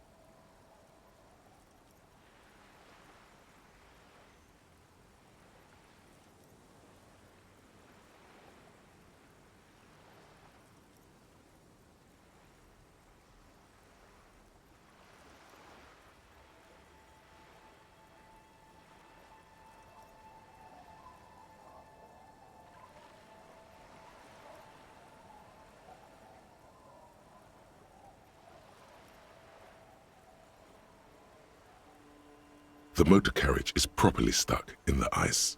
Getting it out would require a team of specialists. The logo is too deep in the murky water. You can't make it out, but you do see a monkfish float by. The ice hasn't closed around the vehicle yet. My guess is it's been here since last Saturday or Sunday. The estimate is correct. The incident probably occurred on Sunday evening. Your mocking tone finds no response, but the motion of the waves.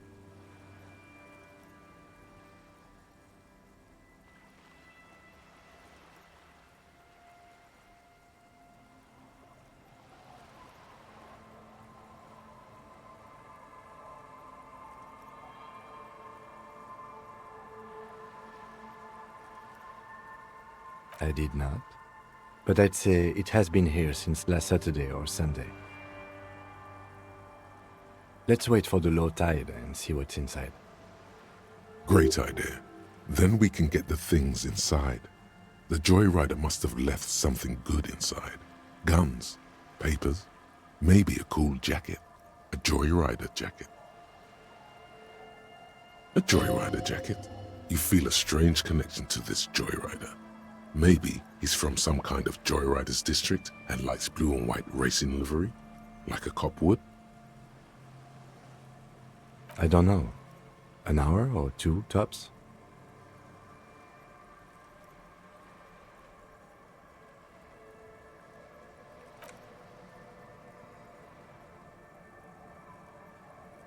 As you sit down in the old, rusty playground, the world around you becomes very silent.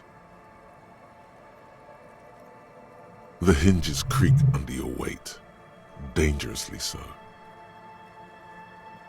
Nothing but the sound of seagulls high above in the sky, echoing like distant laughter. Ice cracks around the blue motor carriage in the sea. Yes, it does.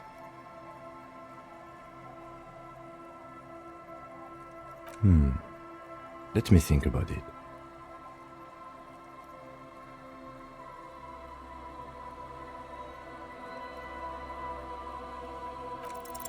Spit flies from your mouth to your moustache, your chest, the ground before you. No sound though. Raining heavily here, Chief. Mind keeping it down a bit? The lieutenant must think it's rather funny. He smiles and quickly turns away.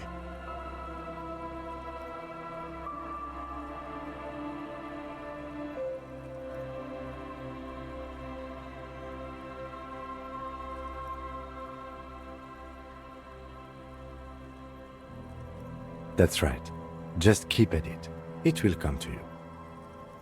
With his lips puckered, the lieutenant lets out a beautiful, melodic trill that puts even the insulindic thrush to shame. You hear the sound echo on the large body of water. Clouds race across the spring sky, and suddenly you just feel better about everything. Okay, that's way better than what you did. The clouds pass in the sky, and the shadow of the swing moves like the hour hand on a timepiece. 30 minutes have passed.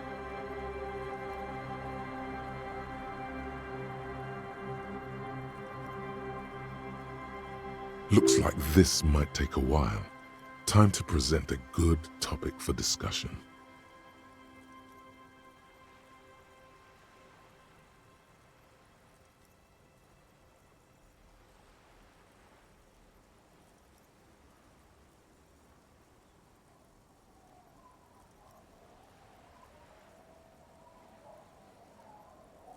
I believe it's following a pattern set millions of years ago by cosmic forces.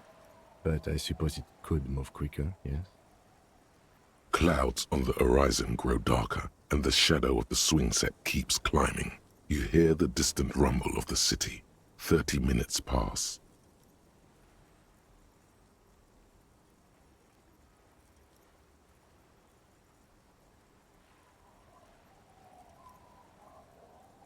God, I hope so.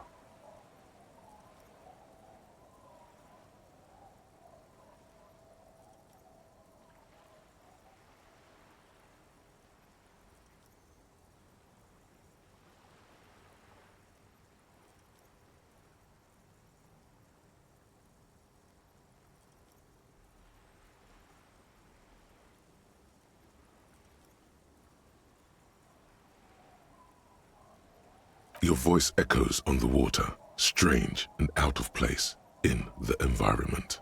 30 more minutes pass.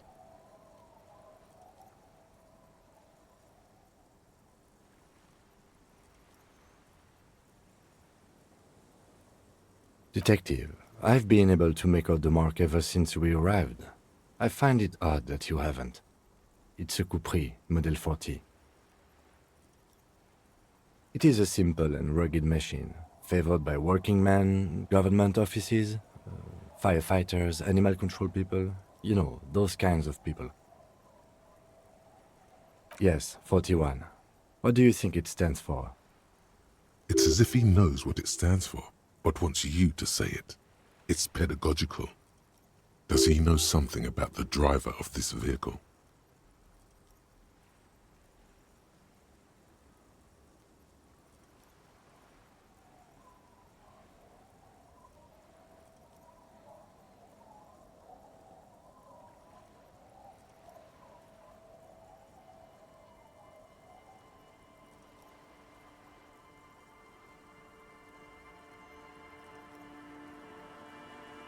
A precinct, yes. A police precinct. Precinct 41, your precinct. A massive pit opens up in your stomach, and the most terrible feeling comes over you. No. Just nope. Say no to this, Harry. Yes, your car is in the sea. Face it, so we can start dealing with this.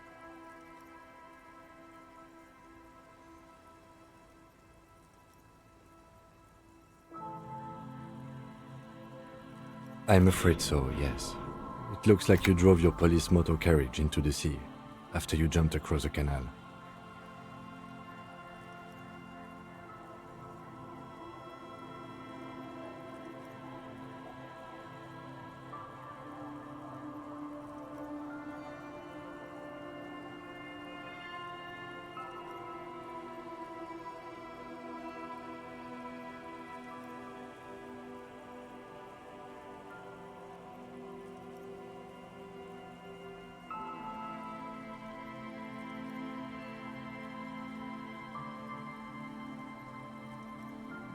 Of whom? I don't think so. If anything, you were probably drunk. People are more valuable than machines. Training a police officer is even more costly.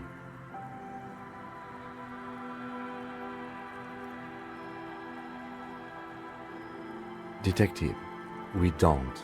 A rescue operation really isn't viable at this point.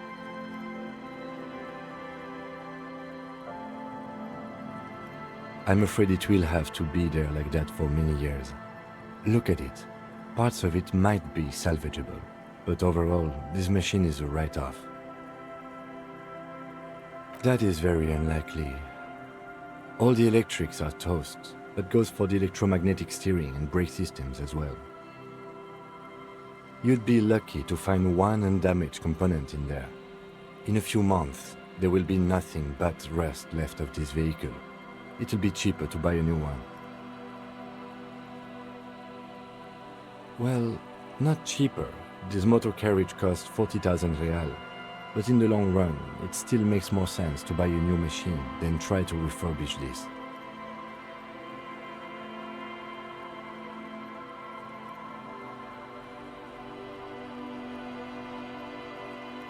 Let's face it, this is a substantial loss to your district's budget. I mean, my station only has 4 other vehicles in addition to my kinema. This was 20% of the station's vehicular budget.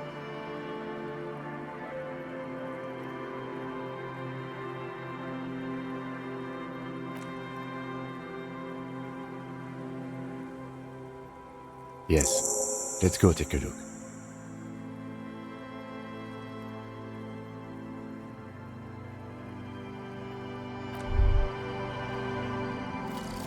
Rigorous self-critique. Here it is.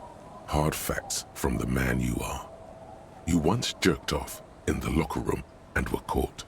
You held a young woman by the arm and kept her in your apartment for 20 minutes against her will. That's right. These are not flights of fancy. These are real deeds, Harry, emerging from the darkness of your past. You tried shooting a fleeing suspect in the foot, but hit him in the pelvis, crippling him for life. And, above all, you let life defeat you. All the gifts your parents gave you, all the love and patience of your friends, you drowned in a neurotoxin. You let misery win, and it will keep on winning till you die, or overcome it.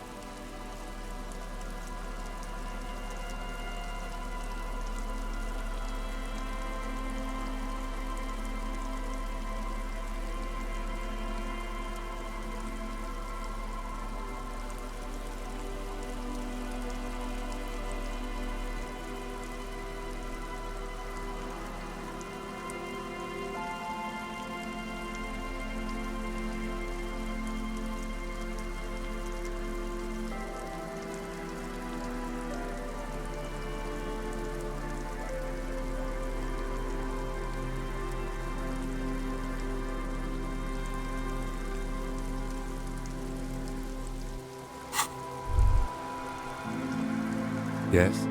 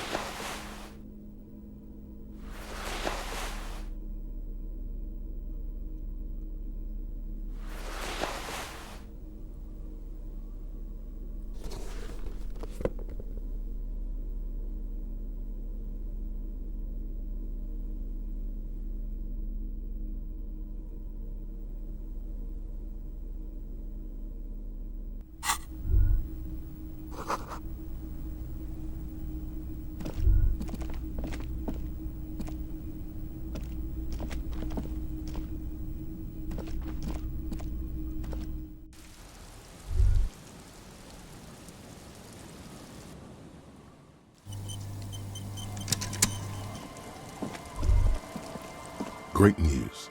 The boat is big enough for a grown man like you to fit underneath it in a supine position.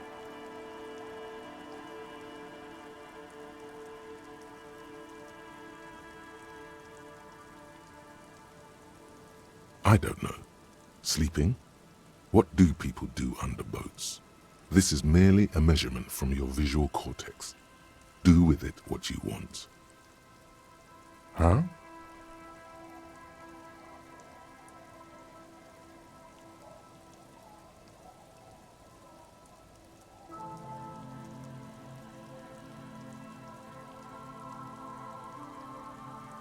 Sarcastic self-pity is not what we need at this moment, officer.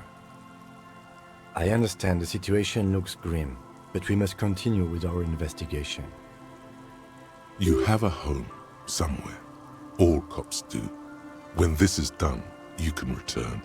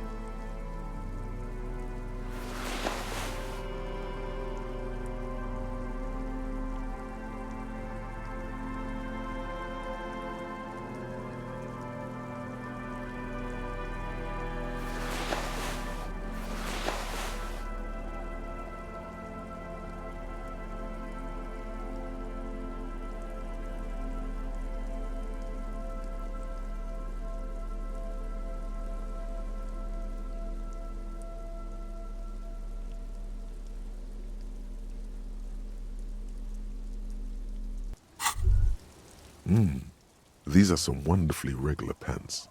Not too tight, not too loose, moderate in every sense. You'll blend right in at some pleasant dinner party. I know you do.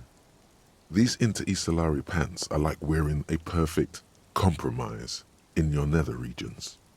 No one will call the moral intern on you like this, that's for sure.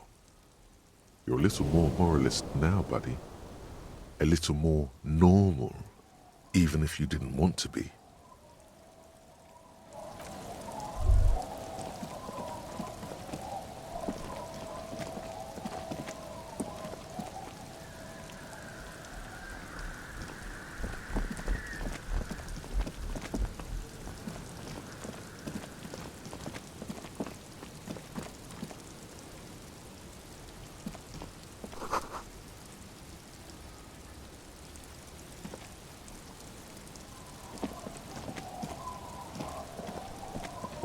The worn and beaten wooden planks of the bench do not look overly comforting.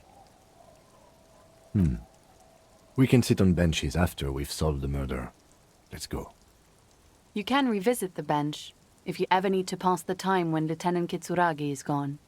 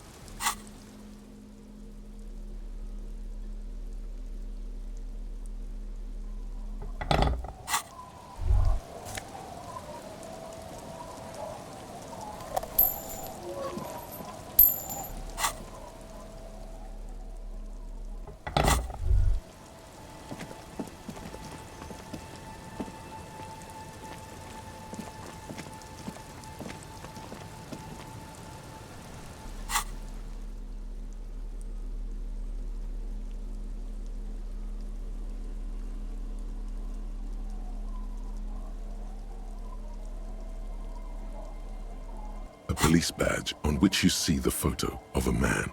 You. Some seaweed is stuck to the back. At least something good came out of all this.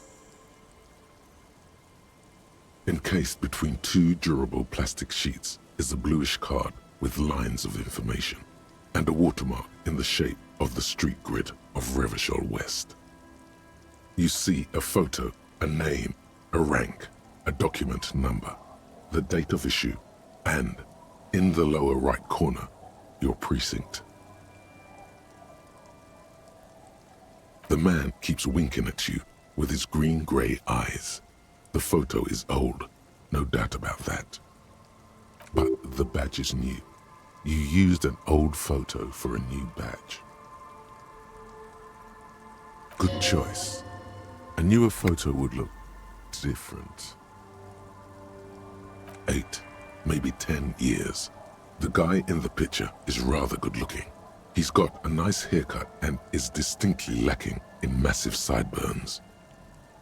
What do you think? His face is already contorted by the expression, although it looks less grotesque on him than it does on you now. The badge in your hand shines as you rotate it, catching light. You see lines of information on it, and a shining watermark. Harrier, that's long for Harry. So you are Harry. Evrard was half right. Probably not a lot of people know your full name. Whoever told him you're Harry Dubois didn't.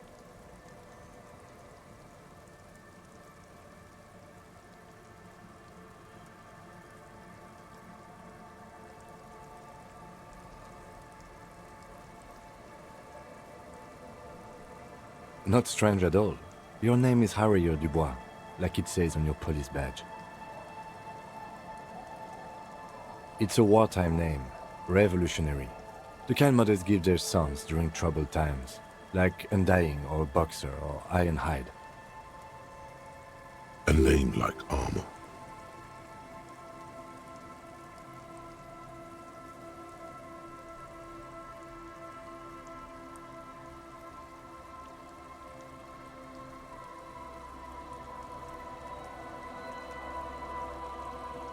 Why?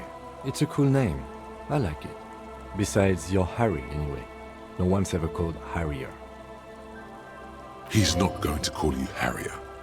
He'll keep calling you officer when he's angry with you, and detective when he's not. The badge in your hands shines as you rotate it, catching light. You see lines of information. Lieutenant W. Freighter.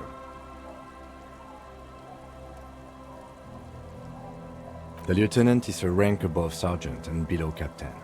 It's the highest rank in the RCM that still does field work. I am a lieutenant. The title of Freighter is added to your rank when you decline a promotion to a higher rank. In your case, captain. You have declined twice, thus you're double Freighter. There are many reasons one would do this. The rank above you in your precinct's décomptage might be taken, or sometimes promoted officers do not want to replace their superiors out of respect.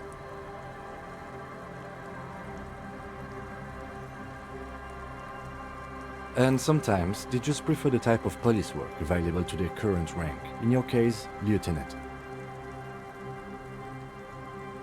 Heavy-duty case-solving machine.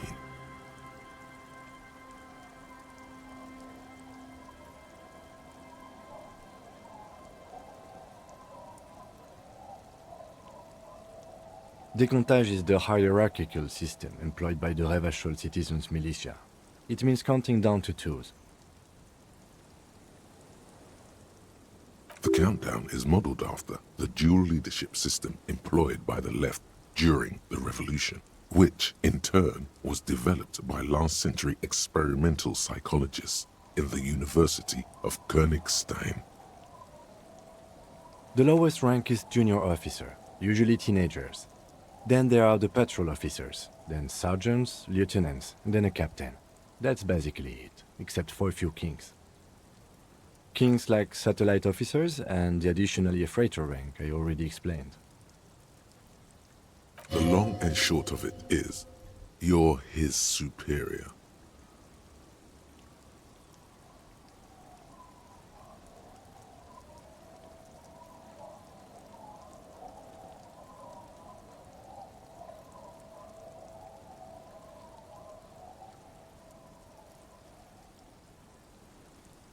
No, I've been putting up with you because despite an unconventional approach, you are doing good police work. It matters more than driving your motor carriage into the sea. And now we've even found your badge. He trusts you, for now. Try not to spoil it. Such a small yet precious thing, expensive paper caught between thick plastic, like a fly in amber. It reads. That's just the serial number. Revachol, Jamrock, Precinct 41, with some numbers thrown in there for good measure. 4 months ago. I'm guessing that's when you were promoted to the rank of Lieutenant W. Freighter. A new badge usually comes with a new rank. You seem to have been doing well then. You're pretty sure you weren't doing well, but better? Probably yes. A lot can happen in 4 months, especially in winter. The winters are never easy on you, of that you are sure. I remember that time! That was a good time! We had a good work-drink balance going! What happened, man? Pump it up! Yes, it's the designation of your precinct. 41, like mine says 57. The 57th is mostly industrial harbor, a lot of asphalt. The 41st is... It's a tough station to work in. You have all of Jamrock to cover. That district should have 3 precincts, but money is what it is. It's no wonder you are like you are, he thinks. But then again... But then again, it's a legendary district, and a hell of a station too. It must be an honor and a curse to work with people like Price, McCoy, Berdiaeva. Roberts, Feuerbach, Dimitri. Suddenly, names from your decomptage flash in your forebrain. He knew all those people, although they're not from his station. They must be big. And you? Is it an honor to work with you? Don't ask him, ask yourself. The badge in your hand shines as you rotate it, catching light. You see lines of information on it, and a shining watermark.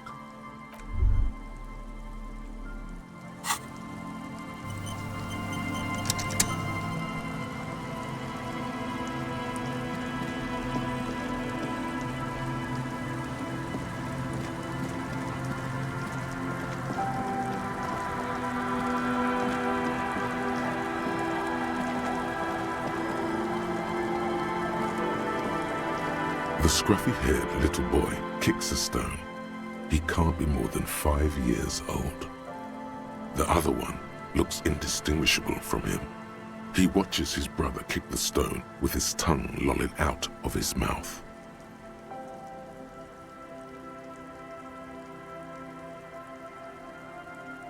The stone-kicking one becomes frantic all of a sudden, as if that's something to be scared of. The obvious fact that you just stated. He looks just like me. The boy doesn't answer. His brother throws another rock. Both of their hair is covered in some kind of dirt. You're bad with kids.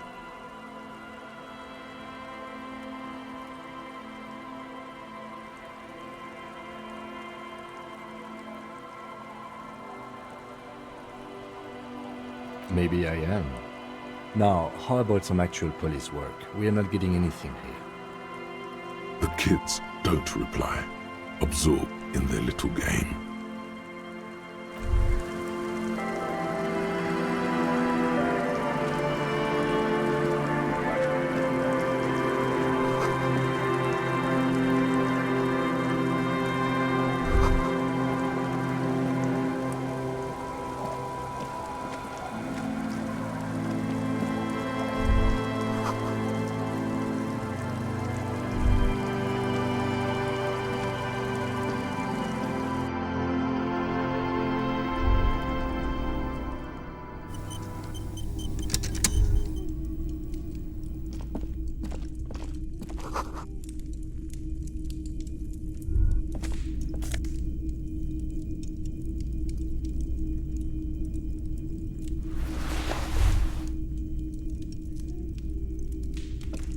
Hello, mister.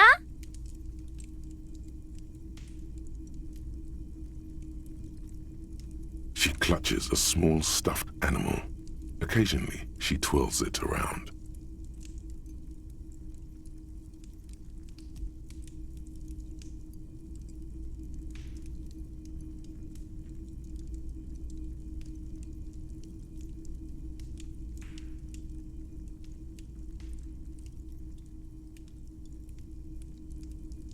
It's Lammy.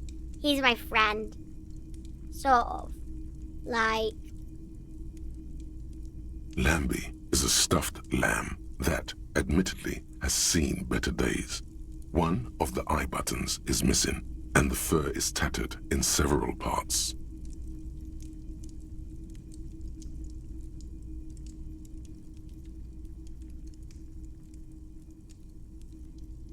Lammy usually doesn't like strangers.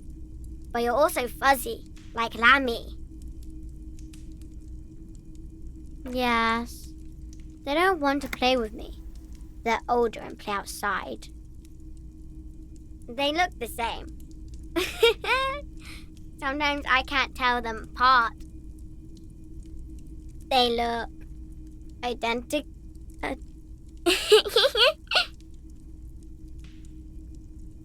My mom's outside, and I don't really know about my dad.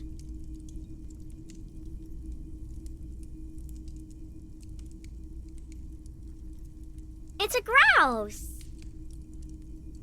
You might be able to get on Gart's good side if you replace the broken skewer you almost certainly broke.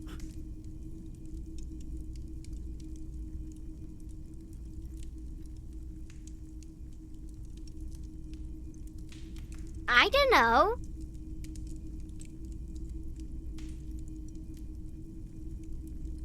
She twirls the furry doll around in the air, giggling happily. Oh, I had gloves. Very big ones. Heavy, too. Where did you get these gloves? Found them when Lemmy and I were playing hide and seek. In an empty house. Where no one lives. I think someone hid them there. She doesn't want you to think she stole them. I hid them. The twins were gonna take them. They're stupid. We're going to need those gloves. It's for important police business. Oh. They're in my sandcastle. Behind our house. Under the sand. You can break the castle. It's not very good. Bye!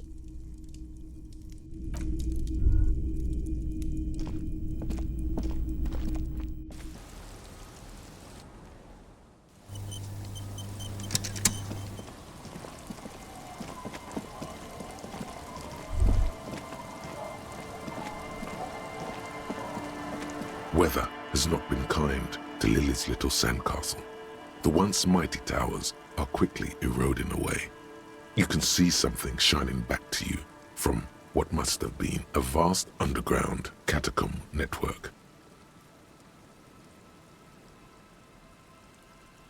The little castle? The reigning lord must have come upon some really tough times to let it sleep in such decrepitude. The walls and floors give way to the giant's greed, collapse and present you with a pair of ceramic gauntlets. Congratulations. That's the gauntlets down then. We're doing good on the armor collection front.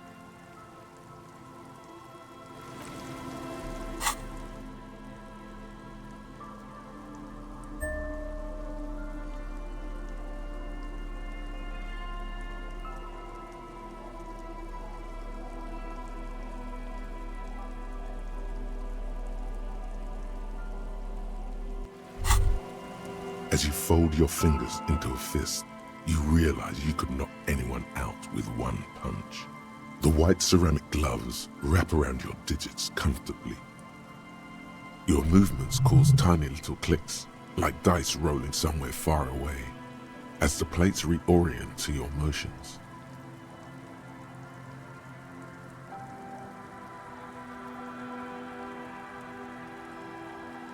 The hardened vitreous enamel, at once sleek and light, adds a glow to your cheeks and a spring to your step.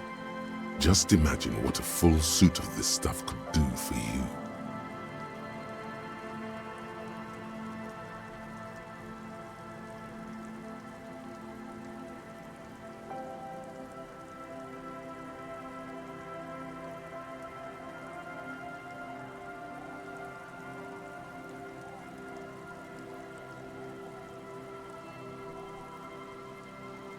Remember, this is a highly specialized kinetic redistributor meant to stop bullets. Wear it, observe its properties, see if there's a weakness in the design. For the day you have to fight someone covered in the same material.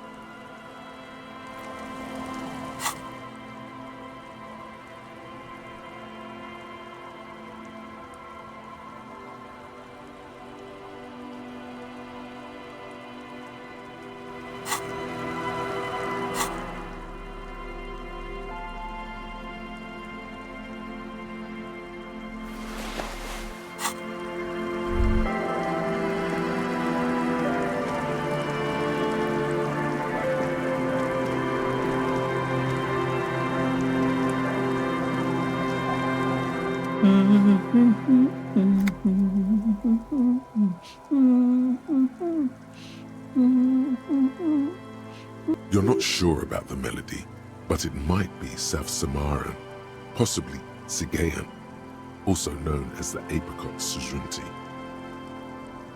Welcome to the fishing village. Please lean in closer. I have cataracts. Then how does she know you're here?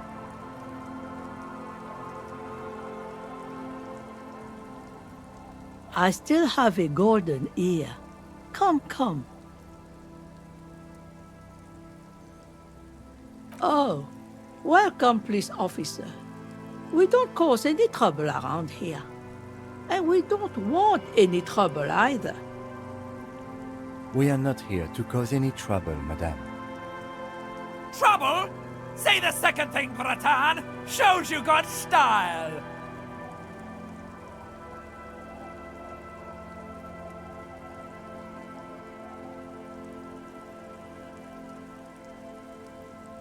Oh, of course.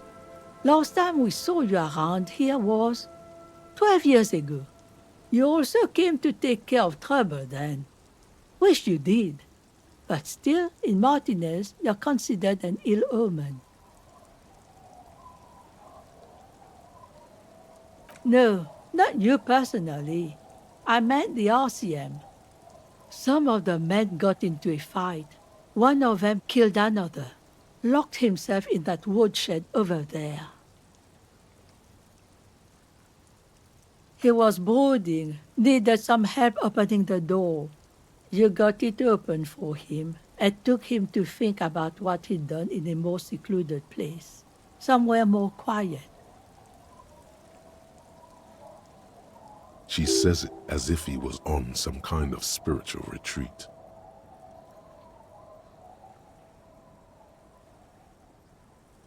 Oh, the usual. Dark tidings. Black hound.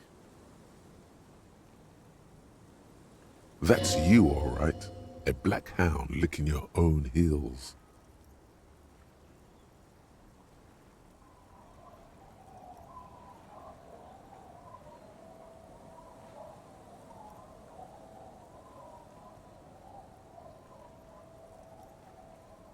Maybe they are afraid. Because you're an ill omen, but you're still welcome here, as long as men with guns aren't chasing you. And maybe even then, because that's the kind of fishing village we've built. I'm sorry there's not a lot of room to park the motor carriage, and not a lot of houses, or a lot of people. My kids are long gone, searching for treasure. So are others. Ah, look at me ramble on. What brings you to us?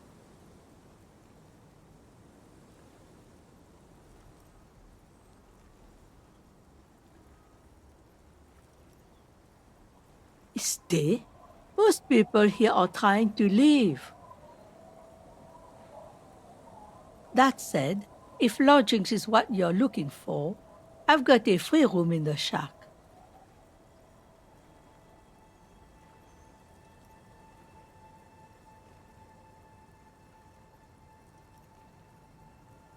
I won't charge you for it. Take it as a gesture of goodwill from the village to the RCM.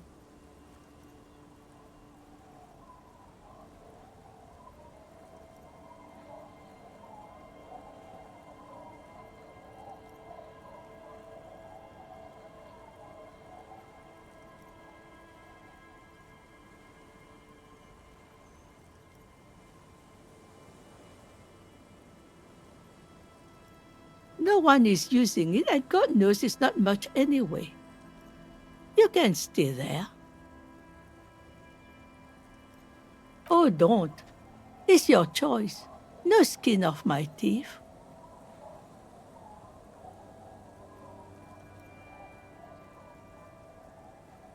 My kids grew up and left like they do. The house is long empty now. I live in the small side attachment. It's easier and cheaper to keep warm.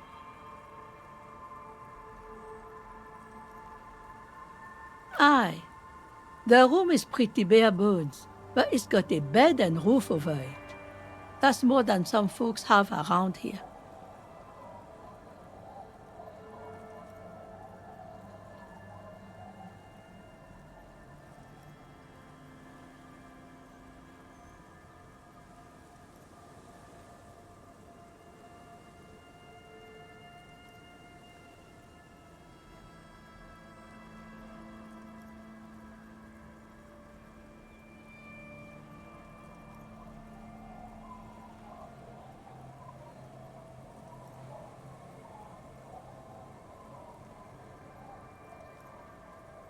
You best not be plotting another revolution under my roof.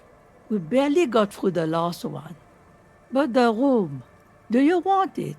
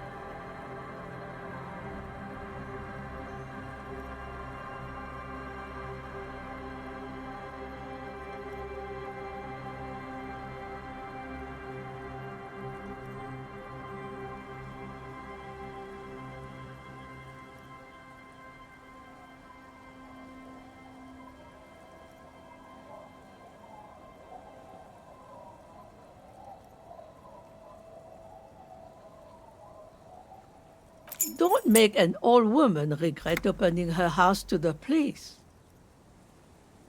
Well, if you are not in the hostel in the morning, I'll know where to find you. Here, in a shack. He's a little relieved you're no longer in that room. Should he? This environment encourages one thing, and one thing only. Drinking. Finally, you have those lame-os of Martinez off your back, Bratan! This looks like a great place to bring chicks!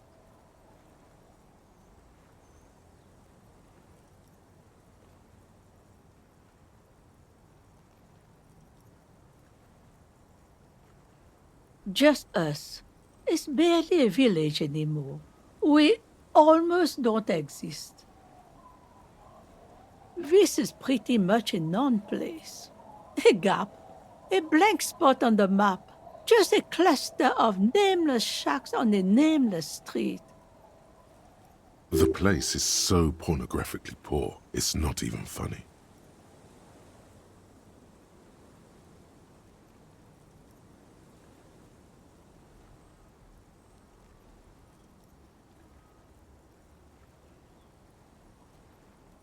Over there, you can find more of the same. Shacks and trees growing wild. That's the pox. An old military hospital and its surroundings. Or it used to be, during the time of the suzerain. After the war, it was turned into a goodwill hospital for shell-shock veterans and folks looking for some quiet in the old sanatorium gardens. Now the area is crisscrossed with nameless streets and makeshift cinder block houses, shacks as far as the eye can see. The goodwill ran out. The staff left and the place was shut down. It's long gone by now. Well, there's Lillian and her kids. A few new folks live in the house to the east, but they're away right now. And then there's the drunks. Not a pretty sight, but there's little we can do about it. Home is home, even for them. Sooner or later, you'll see for yourself. Don't have to look long to find these guys. Here, for you, no officer. The only money we have here is some coins the drunks tried hiding from their women and then forgot about. Under carts, boats, in little boxes, it's not hard to find. She nods, rinsing another piece of cloth. Not much. There's the abandoned church, the DeLorean Church of Humanity. It's been there since before my time, even. Some things just don't fly, officer. Look around. Who'd go to church here? They built it 300 years ago. Must have been nicer then. So, they don't hold services there anymore? The Ecclesiastes? No, we've tried, but things just keep happening. Crime, accidents, other things. The place never stays open. It's a pity. It used to be such a nice church. She's not telling you all she knows. Keep her talking.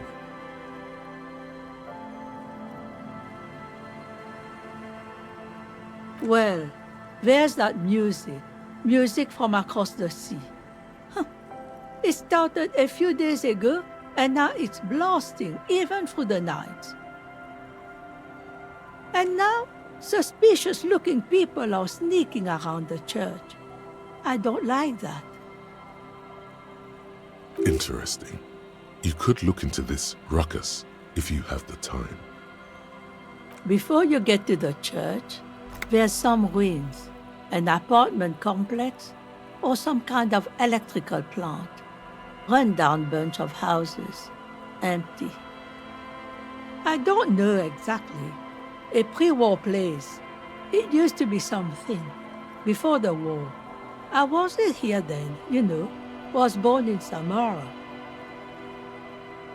Of note, the old fish market up on the boardwalk. But it's closed.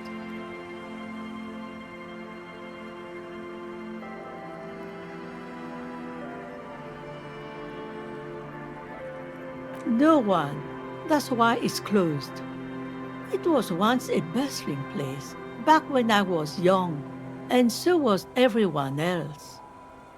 Now, what catch we do bring in goes straight into a lorry for the Delta or somewhere else.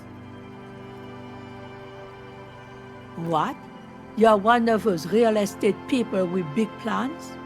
If you want a development opportunity, you can check out the abandoned building over at Land's End. Used to be a supply depot, we think, sending goods and ammo across the bay. It's jammed shut though. We tried to get in, see if there was anything to sell or scavenge, but it's impossible. And now you know everything there is to know about this coast. Me? No one. Just an old washerwoman. Mother called me Isabel, if that's what you're asking.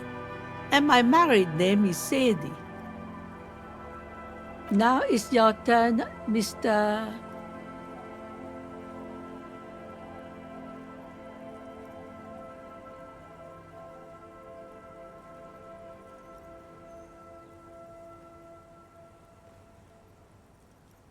Your parents must have had big plans for you. Wonder if you measured up. The question must be prompted by your sloppy posture. Straighten your back, man.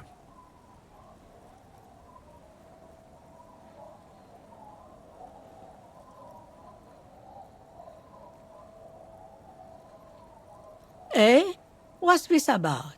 Come now, I can't read all this scribble. Tell me what it says.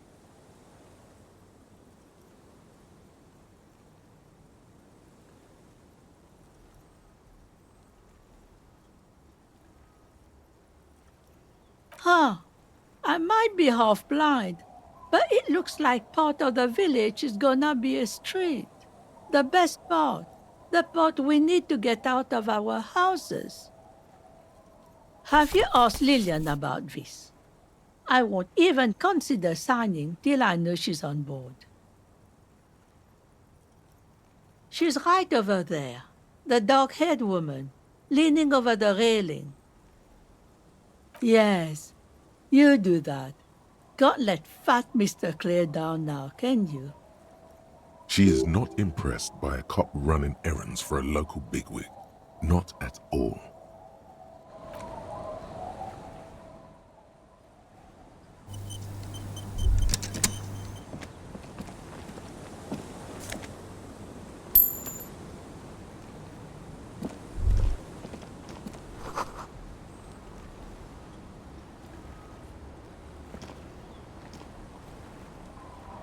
The door has seen better days. The layer of paint has started to peel off due to the salt and wind from the sea. Even the lock looks slightly rusted. I'll wait outside to give you some time and privacy to check out your new living arrangement. But just so you know, after we are done with the day, I'll still be staying in the Whirling in Rags for the night. We'll meet in front of the shack in the morning.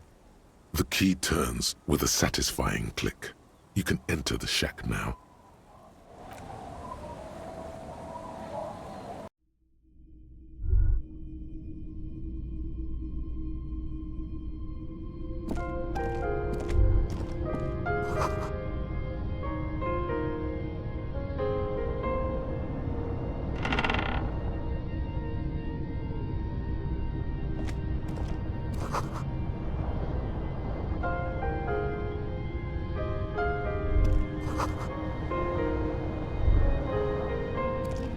An old mirror hangs on the wall. You see the reflection of your face in it, adorned with the expression.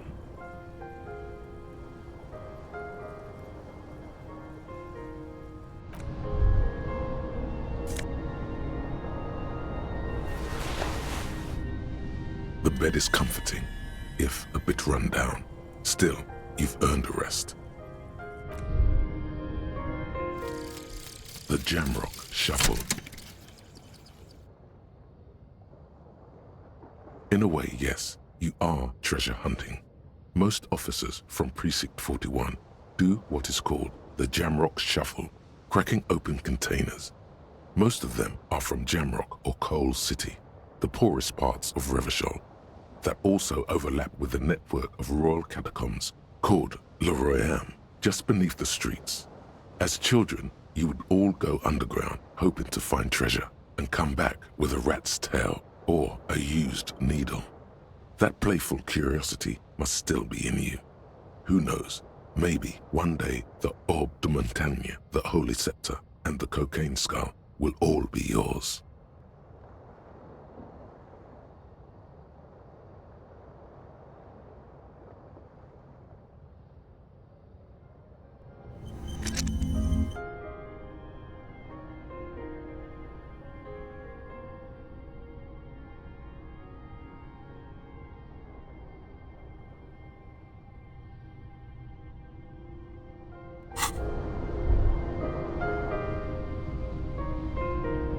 On the table, you see a bowl of water, a rough soap, and next to it, a small hand mirror.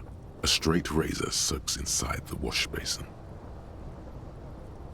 The water reflects back a vague image of your face. Nose bulbous and red, hair unkempt, wrinkles lining the eyes and forehead. The stash is gigantic.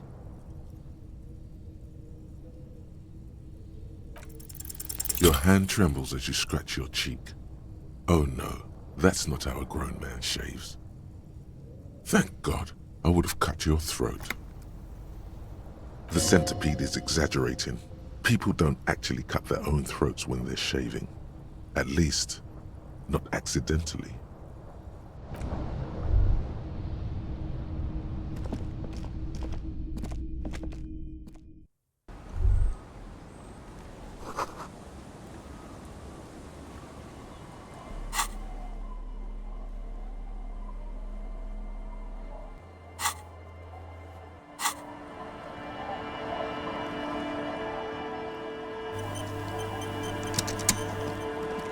Yes?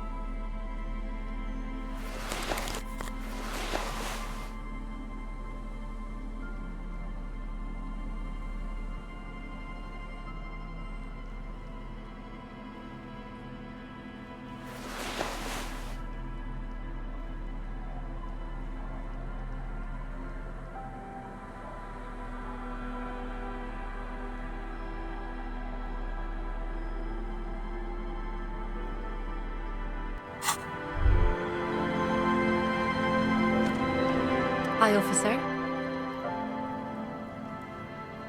Anything I can help you with?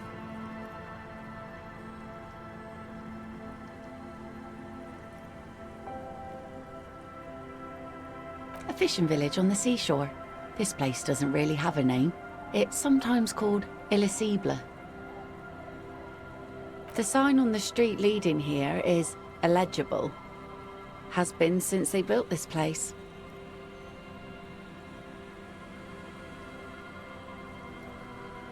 The name is Lillian. People call me Netpicker. I think I have time for questions, and that was actually the second one. Indeed, you're always confused as to your whereabouts. Ask her about the cool sword. Helps to break the ice.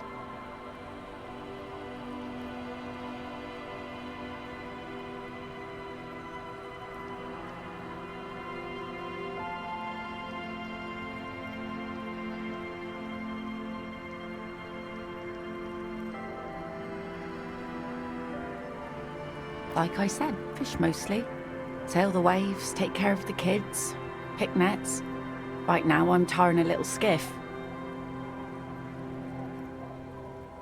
Sometimes I also walk to the beach to see what the sea has given up.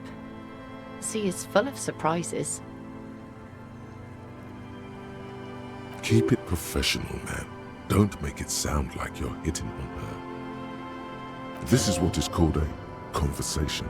You don't have to be guarded right now.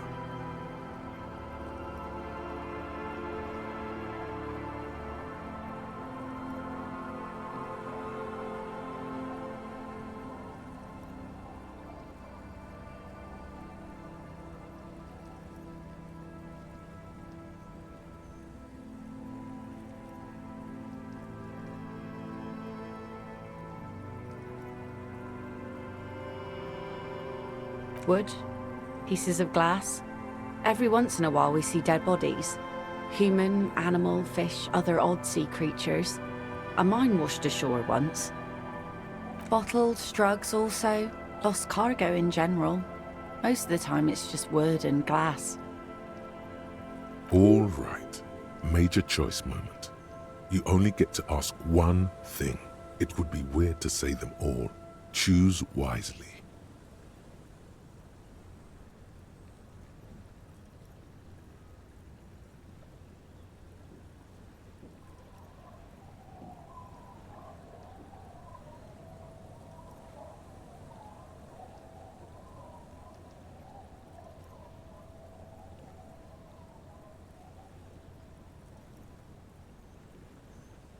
And go where? The fish are plentiful here and we get enough orders to get by. It's not great, but it's something.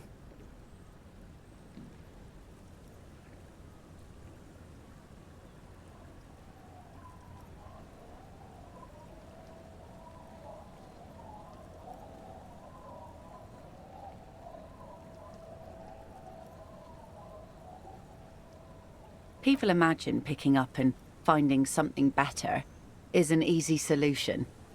But how is that supposed to work when all your time and energy goes to staying alive? You have almost nothing to set aside to actually fight your way out. Hordes of wild, homeless people roaming the lands. Nomads scattered across an endless plain. In a dystopian world where tear is the only valid currency and people eat each other to stay alive. I don't mean to complain about my pauper life. We are warm and fed here and... I don't know. There's just something about this shithole.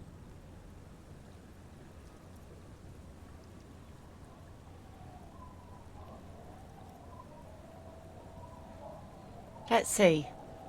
Who are you looking for? I don't think I know what these are. Care to elaborate?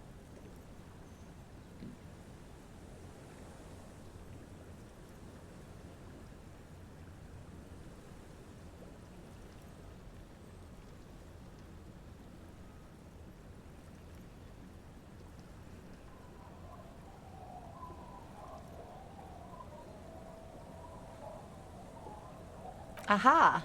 Like snowmen. Two old guys have been wandering around here, nose in sand, talking nonsense about snowmen and the like. Right. Not only snowmen, also green men, monkey men burning rhinos. You get the picture. Oh, you're getting it. And it is gorgeous. I don't really know. Further down the peninsula, I guess.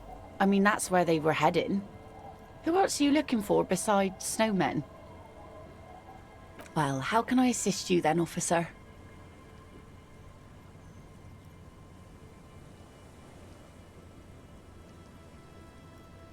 Unfortunately, the factory sold this one with a 3-year warranty instead of a story.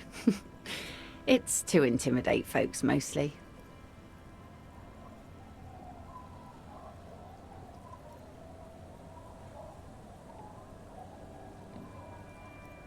Not really. I know some basic moves, and I know it sure as hell beats a knife when you're in a tough spot.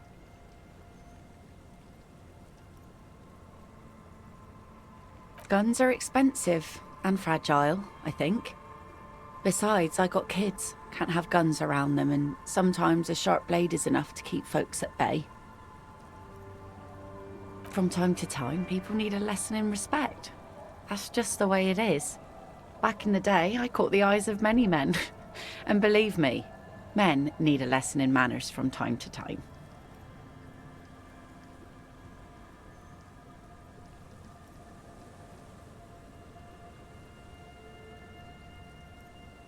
Some went to patch their wounds, their lesson learned. Others were more thick-headed. And one of them, I ended up marrying.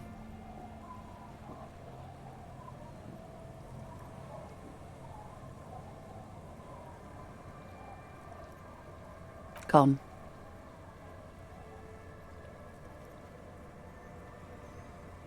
To the waves. The sea took him. It was a long time ago.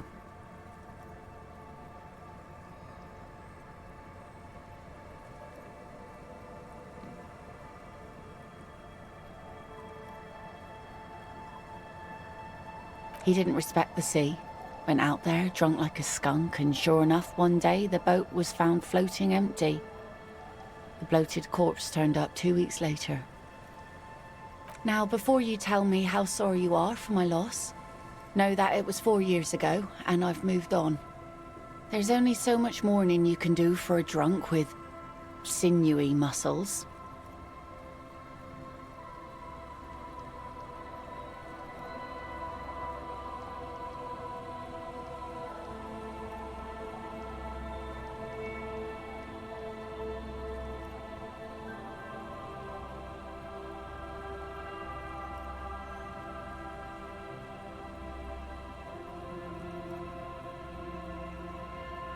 Us working folk don't have the luxury to be bedsick with melancholy. I buried him, mourned for an appropriate amount of time, and went on.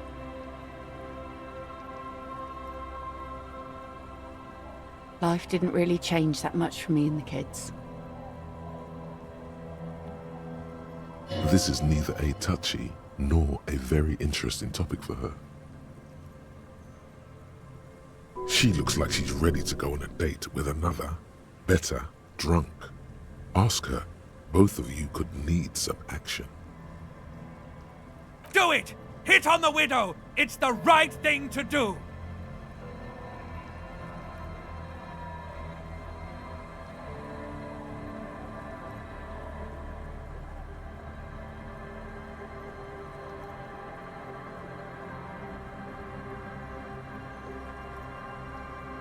Sure is. The sun, I call her, coated with a fresh layer of tar just yesterday. It'll take some time for it to dry, assuming the sunny days continue.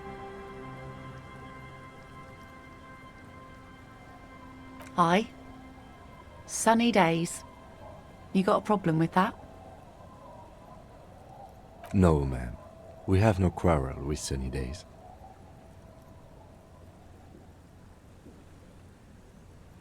Good. It would have been bad news had it turned out it wasn't a sunny day. Bad news for the skiff, bad news for the nets, bad news for the kids. There's a moment's silence. She looks at the rain streaming down the yellow belly of the boat.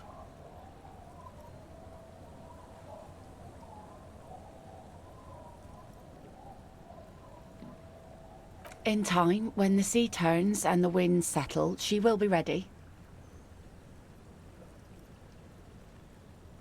My prediction, it will be at least 2 days.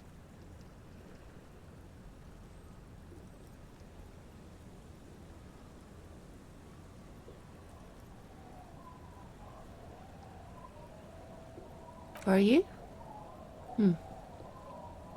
This says by signing, I agree to living with construction noise. What exactly is the union building? What a nice idea. Wouldn't have thought that... She sounds incredulous about the niceness of the idea.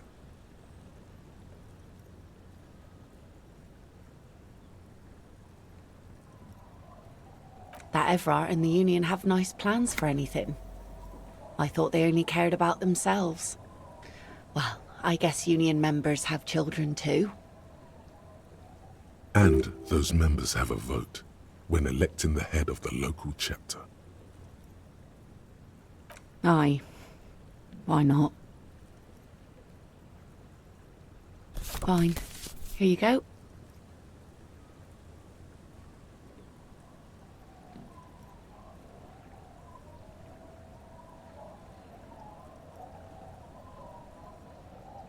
You're welcome.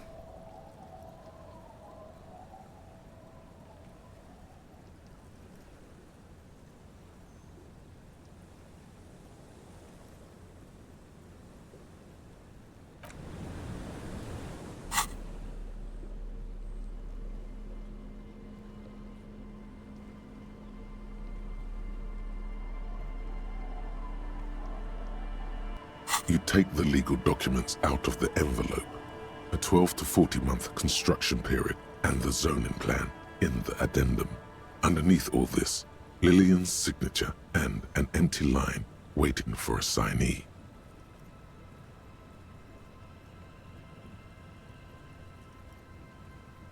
The youth center cuts into the ocean like the bow of some great modern ship.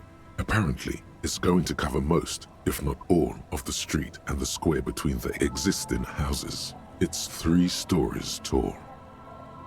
It's going to be awfully close to the already existing buildings, almost wall to wall, practically integrating them into the youth center. This is either an ominous or cool architectural choice. Hard to say. My money is on cool. Looks like a cubic pyrite.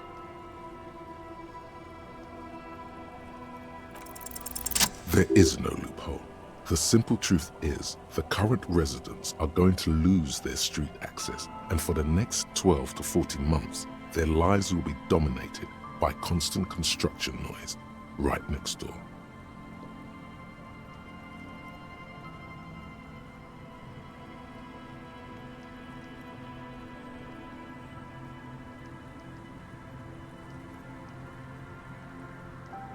Of course, I should have seen it. Evrard probably has eyes on us, but if the second signature were to be somehow wrong? He won't say it outright, but he's suggesting forgery. Forgery, yes. It would render the document invalid.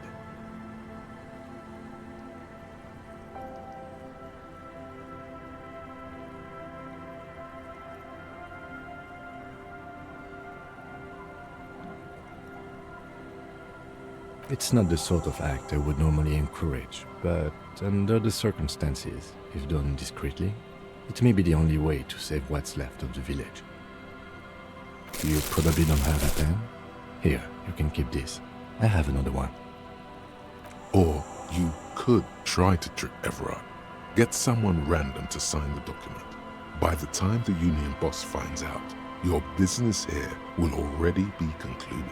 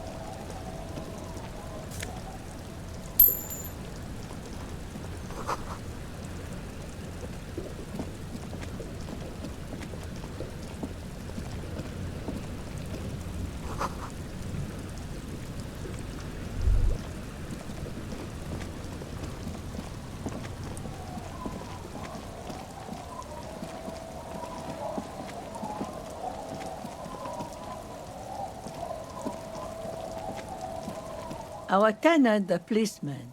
I hope the waves don't keep you up at night. What can I help you with?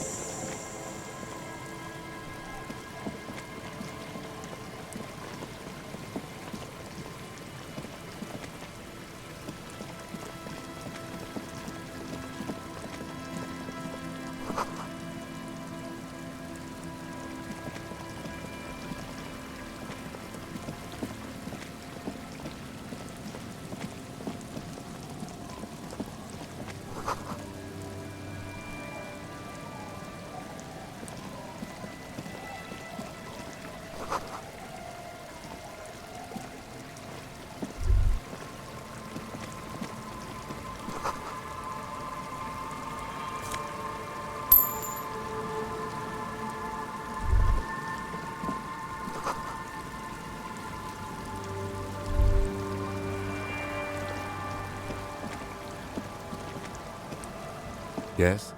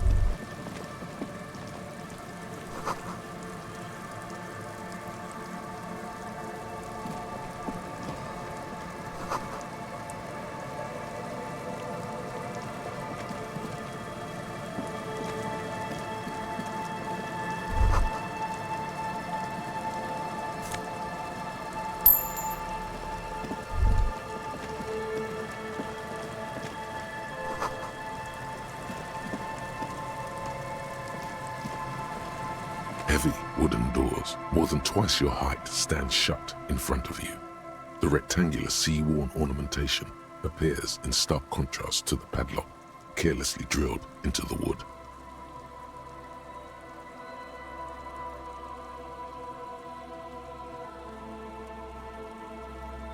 The padlock passes through a staple that's been hastily attached to the wood. Closer inspection reveals that one of the screws is not a screw at all, but a nail. The work has been done recently and is unprofessional, to say the least. Should you want to get through, it might be easier to just pry the whole thing off. Maybe we should circle the building first and look for another way. The building has seen enough mistreatment. There is a touch of guilt in his voice. Yes, the pulsing base. A sure sign of junior delinquency, somewhere east of here.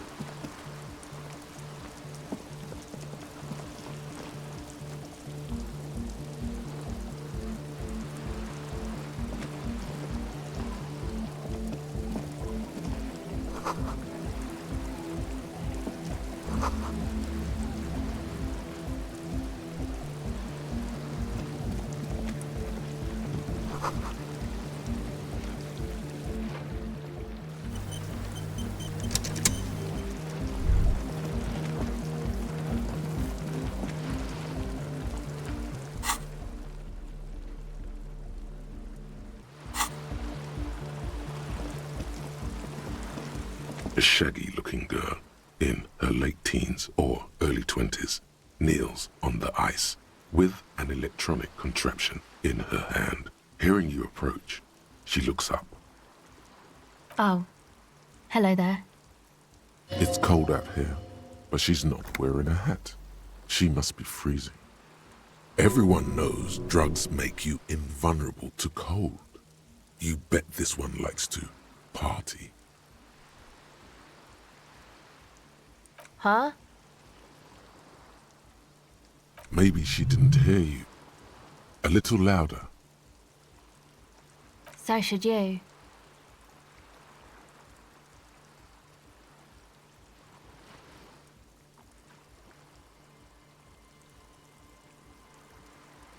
Oh, I didn't notice that.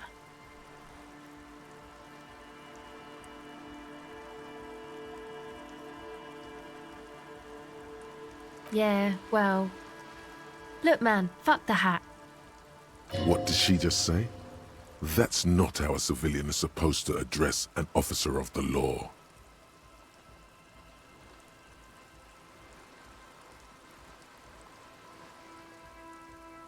I'm sorry I said fuck the hat. I was concentrating on something else. My whole family swears and it rubbed off on me.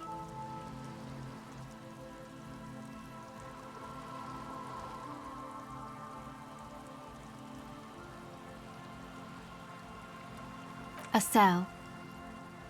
Her hair is dyed blonde, with dark roots showing. There's a coarseness to her features, some masculinity below that timidness.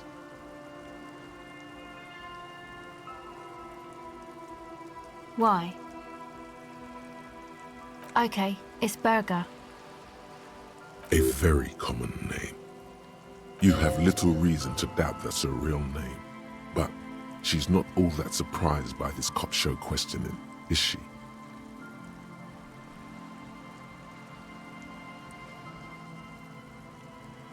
This is a portable recording device. It's for field recording. Low quality, but still. Actually, just one wire. I picked on it till the braiding came loose. The wire leads to a contact microphone. A contact mic records sounds from inside things, like this ice. Your mangled brain would like you to know there is a boxer called Contact Mike.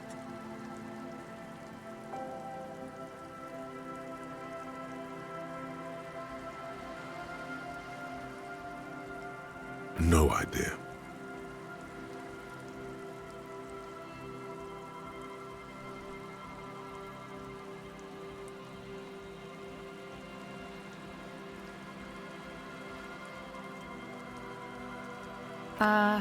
Yeah, I record stuff with it. No. This is a contact microphone. It's for recording inside solid objects. Contact mic just beats people up.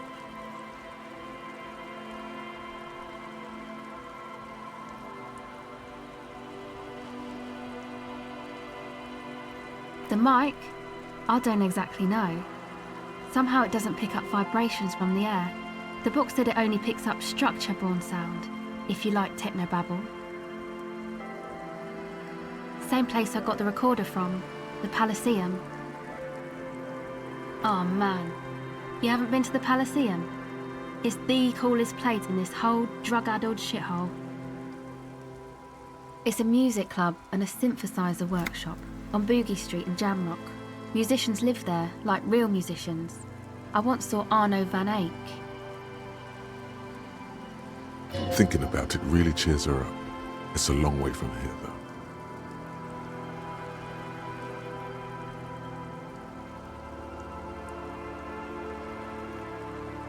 Oh yeah, guess you wouldn't know Van Eyck, or really be a Elysium going kind of person.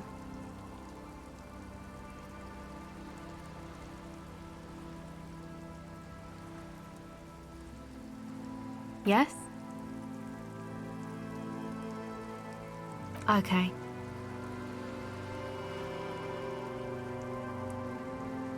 Recording, I guess.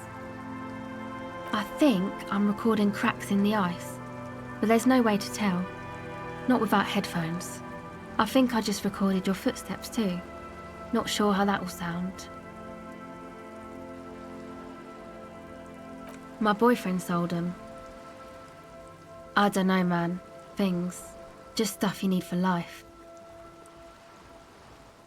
Everything checks out, sire.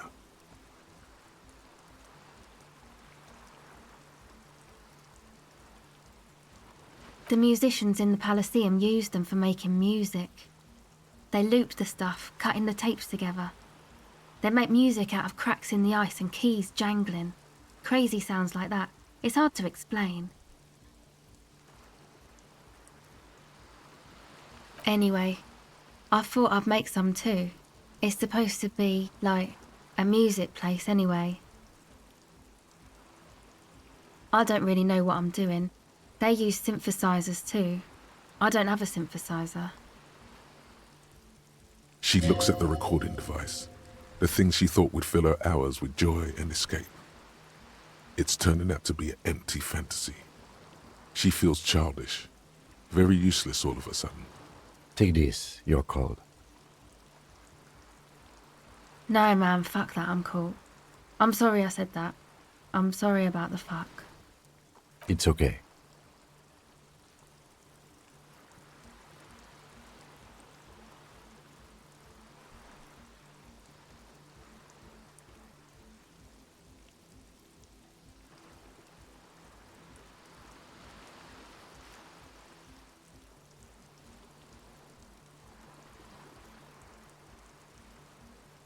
Thanks. That? The boys think it could be a place, like the Elysium or something.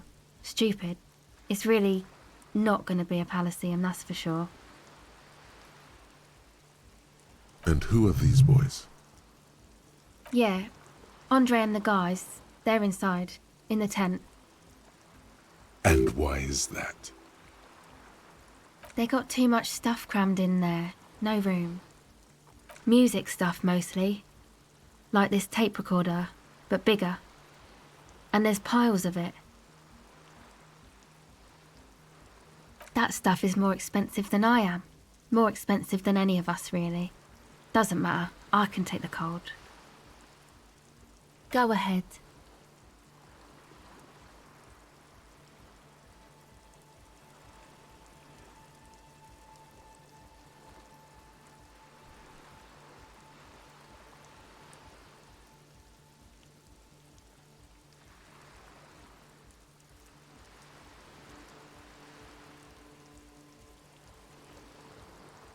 It's supposed to become, like, a club for Nordic dance music, like that new style of synthesizer stuff they play at the Elysium.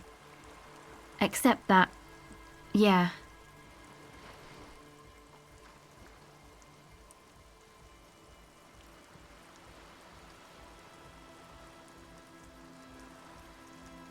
No.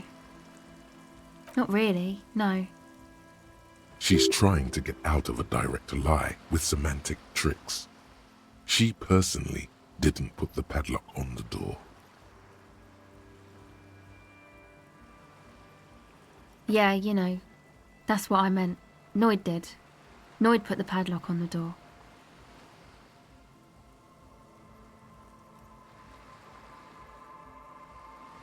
Yeah, I guess you could say that.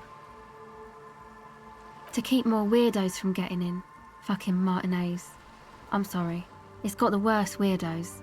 If you get around to it, ask Andre about them, he'll tell ya.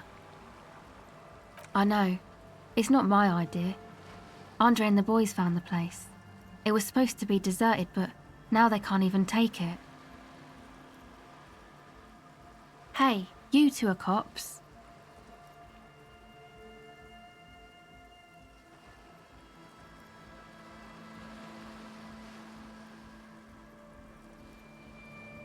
Okay, well, maybe you could talk to Andre and the guys, because there are some strange things going on in that church.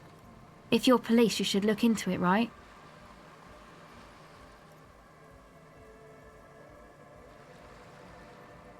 They're inside that thing there. Would be cool if you did. Was there something else? Go ahead. Well, it's just questioning, right? You're just questioning me. It's what cops do. Once or twice, yeah. I'm sorry I haven't had the Revachol experience they get east of the river.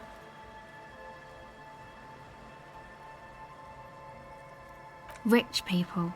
Rich people are east of the river.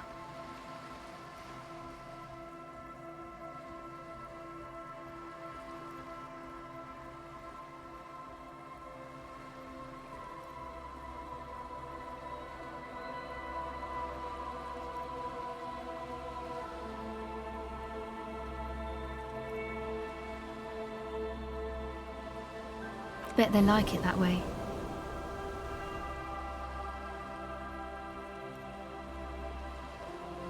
You keep them rich.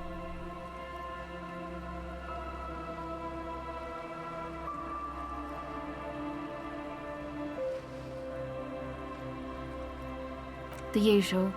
I had a shitty run as a teenager. You know, drinking, getting into fights. The ugly stuff that happens when you move out your parents' place at 13, in Forberg. Interesting term. Time to glean some knowledge.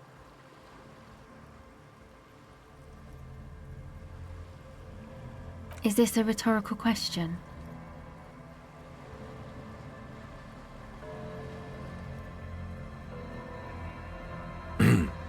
Forberg, not in Forberg, is a massive banlieue south of Jamrock Quarter. It is the largest ghetto in Revachol, possibly the world.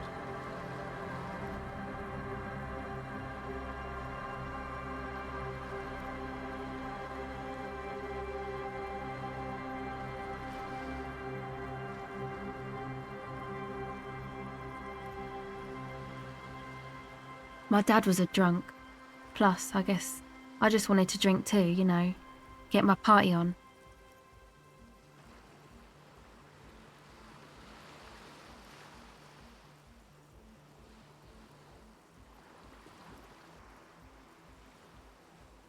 She nods very cautiously.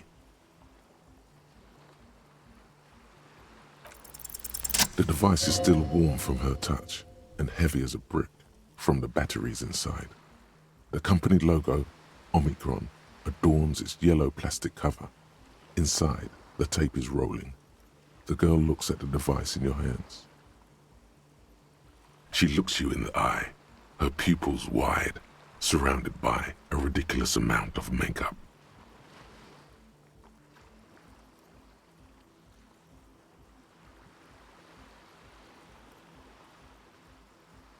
The wind howls. She remains silent.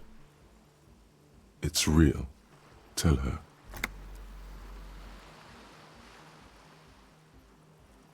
What is?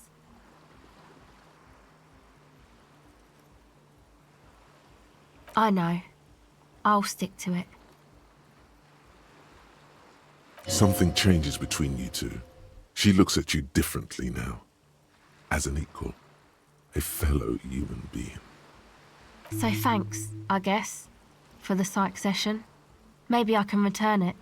What's been eating you, officer? Come on, I can tell. But, okay. Be a boyadero about it if you want to.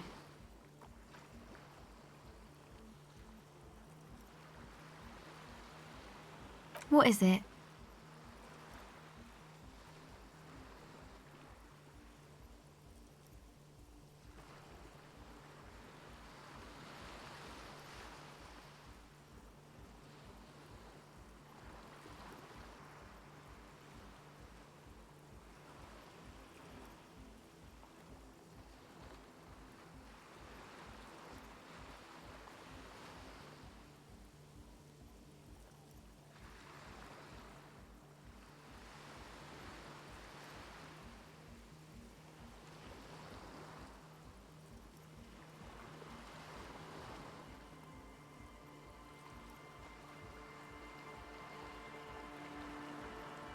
Oh, really?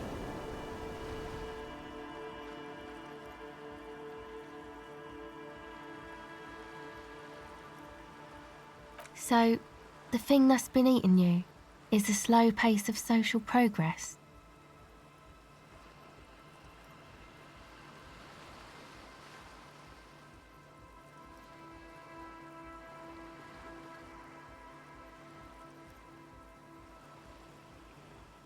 Okay, so you're not that upset, it sounds like. Uh-huh. And you're sure it's social progress you're distressed about, and not, I don't know, some chick? Perhaps.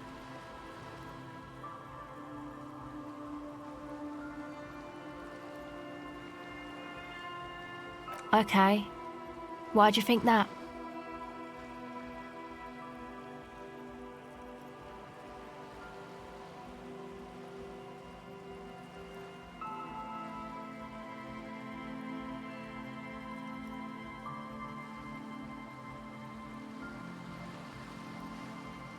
There you have it then, chick trouble. Not political after all. Who was she? Really? You seem to be pretty upset about this chica. Are you sure you don't remember anything about her?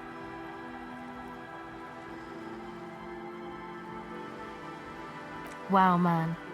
That's some pretty strange shit. Are you sure the letters were for you?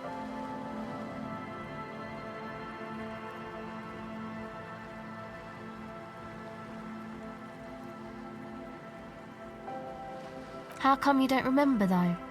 Is it like some selective memory thing?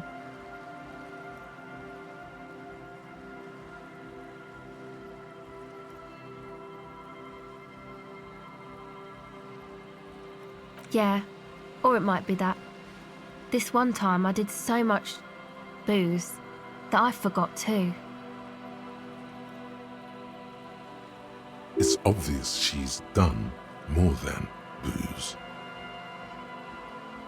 Or it might just be some psych bullshit, you know? Königstein wank.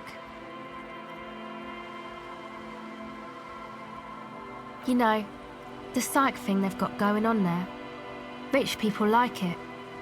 People in Königstein are mostly rich.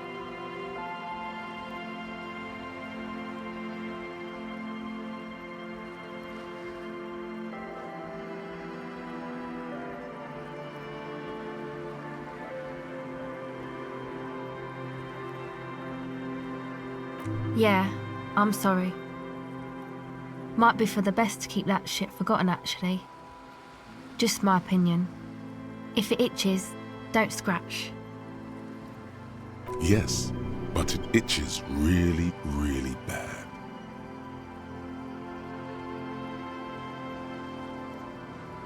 Okay, bye.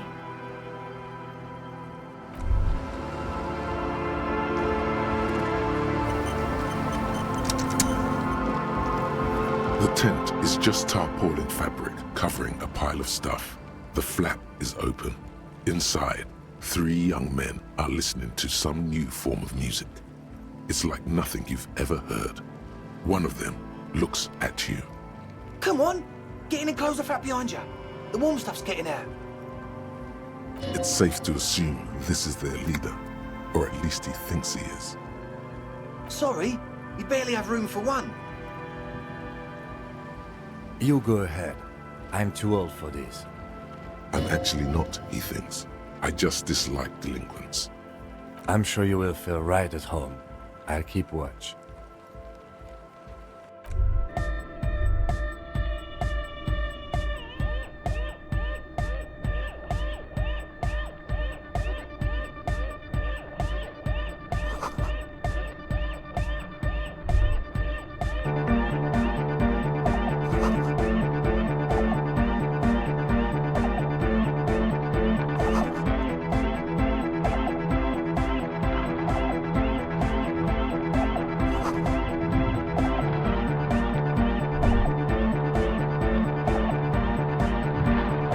You see a youngish man bleaching the tips of his hair with a toothbrush. He puts the toothbrush down and extends his hand in greeting.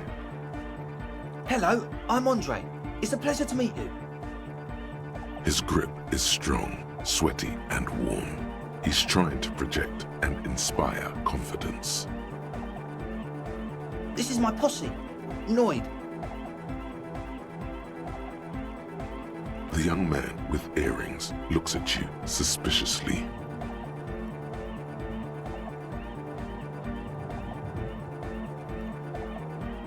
and Egghead. Egg! Together with a Burger, who's out there right now, doing some seriously progressive sonic experimentation, we like to think of ourselves as music venue organisers. We have many in the pipeline, officer.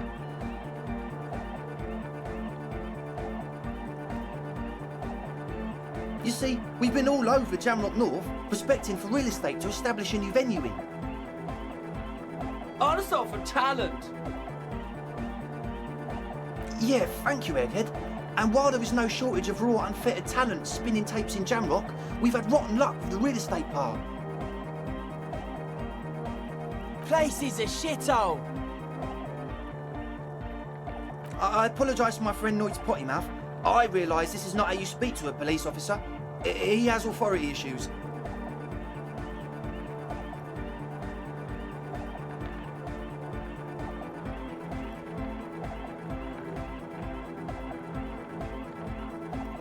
Ah, so you've met her. Good, good. Yeah, it's a matter of occupied ecclesiastical property. I bet you've noticed the derelict hive of narcomania on the coast. An attempt to pander to your perceived conservative sensibilities. No person his age would ever use a word like narcomania with a straight face. Don't fall for it.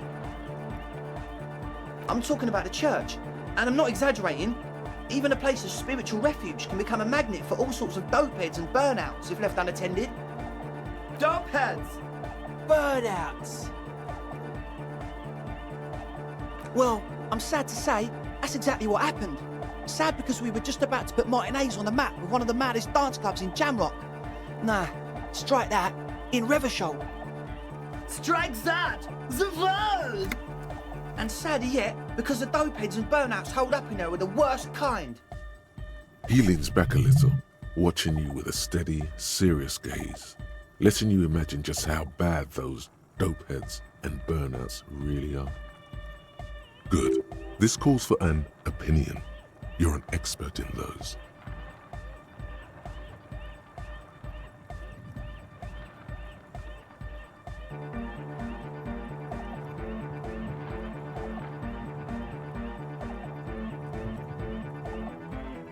Yes. And the worst part is, they're also spooky.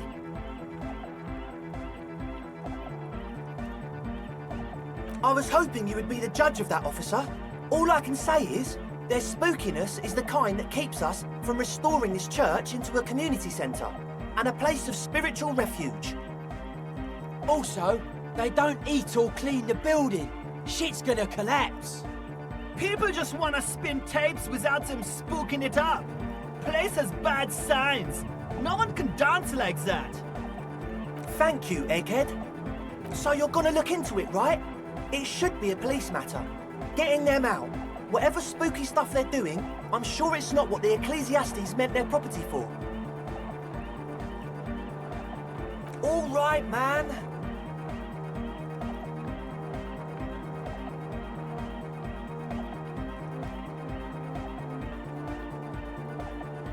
I did ask Noid to install a measure against more drifters wandering in. It's a temporary fix, just something to contain the situation. I had to do it in an hurry. Not my best work, but it should hold for a while. Not long, like a week maybe?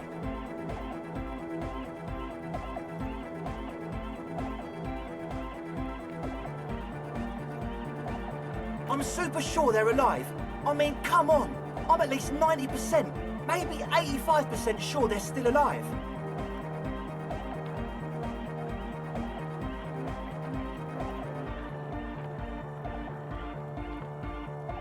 Okay, I'm sorry.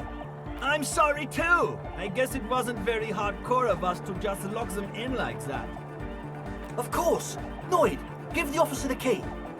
Only if he promises to look into the spookers in the church.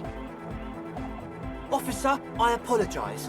Noid doesn't always understand the joy of giving for the sake of giving. I think it may have something to do with his childhood. Brilliant! Noid, the key! All right.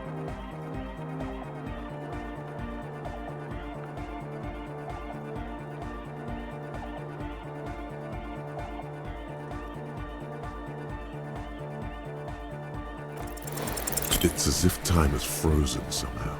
You think you can sense the key moving in the air. Yeah, this is going to be way cool.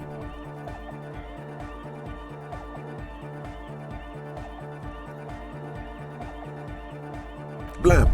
Straight in the eye. Straight in the old eye orb. In the looking ball. A stabbing pain. Tears stream uncontrollably from your right eye.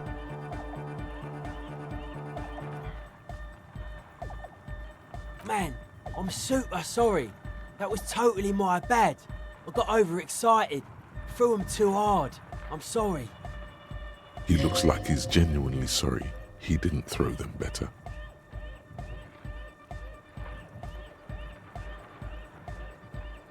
I really am sorry, man.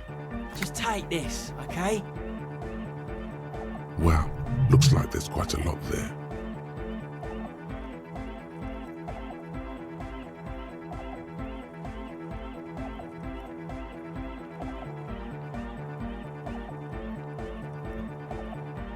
The key? He is shifting in his spot, uncomfortably, still feeling sorry for the mishap. We were talking about the padlock, I think. Sure, man. Tell us what you want to know. Let's do it.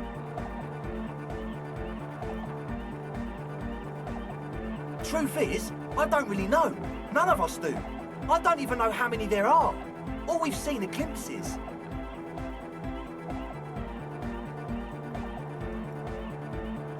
Well, there's also the machinery.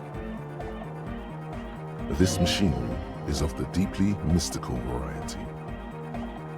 When I first scouted the place, back in February, it was abandoned, empty. Took some time getting the crew together.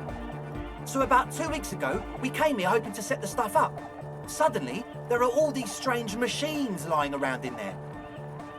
One of them has wires running into bowls of water. Wires into water. Never seen anything like it.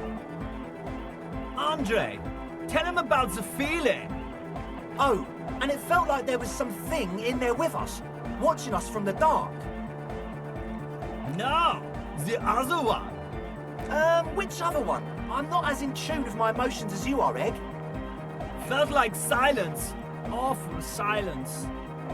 For this man, even regular silence is awful enough.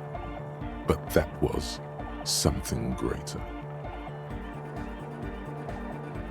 Not exactly. We've just seen someone who we think is a woman go in and out of the church a couple of times.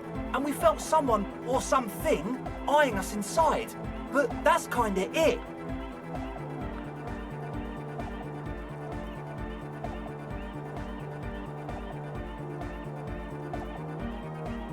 Well, honestly, I can't. But I am. This is a below feeble attempt at avoidance. Basically, he is attempting to weaponize idiocy.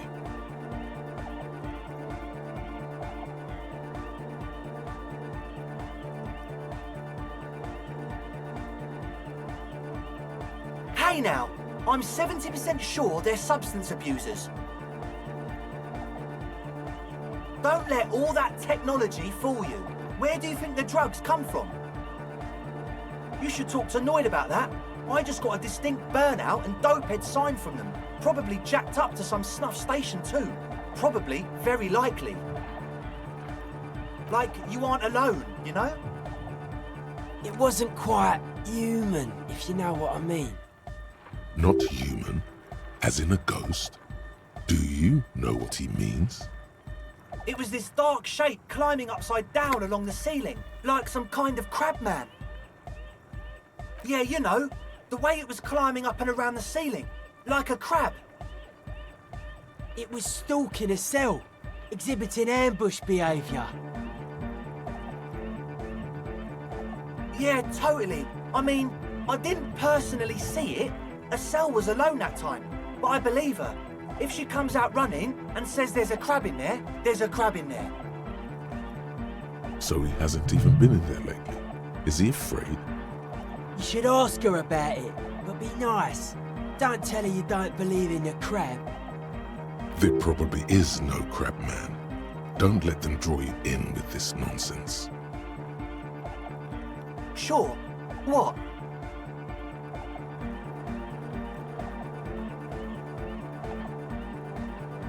Oh yeah, that's a meteor and name for the founding party. Thought it'd be cool to use it. If you don't know what the founding party is, there might be a way to mask it with minor demagoguery.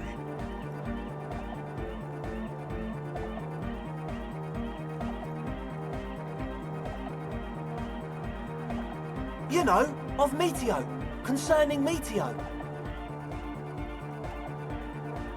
Meteo, a country, on Muindi, on the Muindi Isla.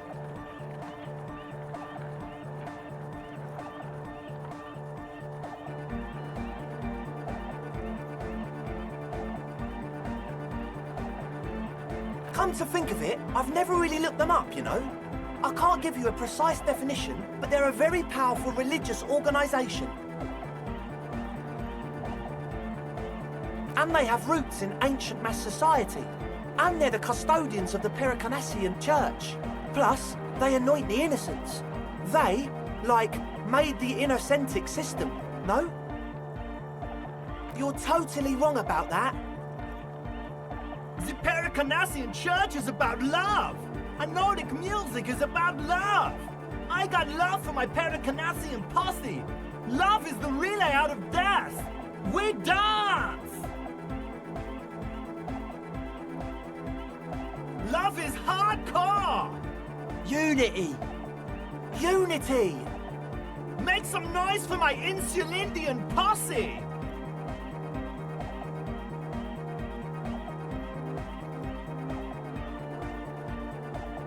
You feel it, the anodes and the cathodes coursing through you. Your big toe starts tapping along to the base, as if testing the waters.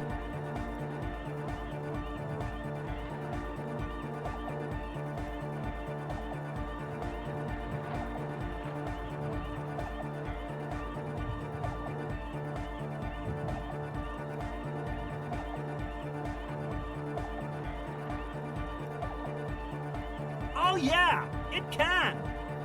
He's coming around. You're getting it.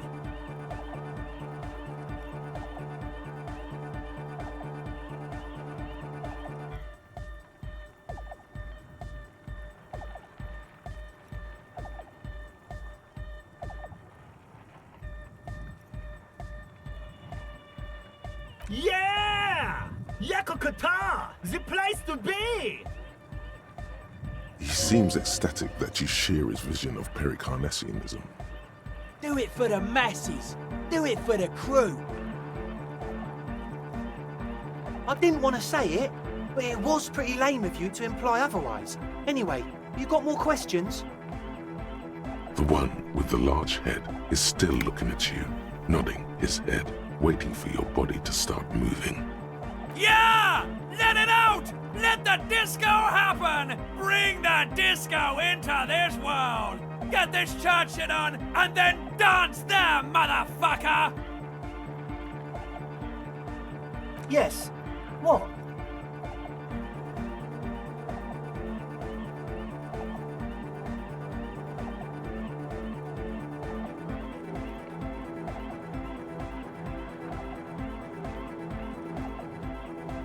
Yeah, good to have, bitch to carry. When I first scouted the place, I did some reconnaissance. I'm not sure the church even has running water. Oh. It's the one they sell at the fuel station.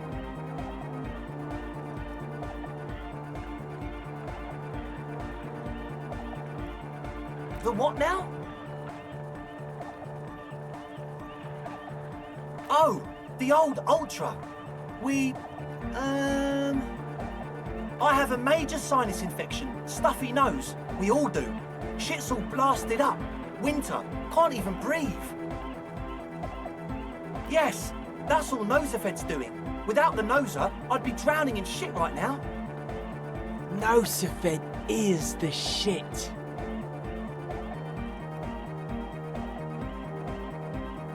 Yes. What? It does, doesn't it? Told you we have a smell problem.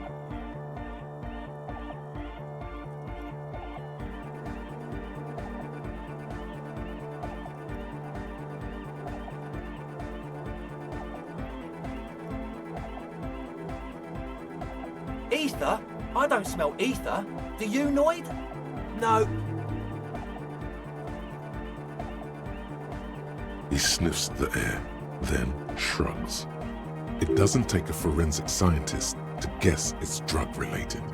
They look and act like the kind of guys who've done their fair share. However, their breathing is regular, their jaws stay put, and their pupils aren't dilated. So, not under the influence right now. He nods enthusiastically, no doubt a little relieved.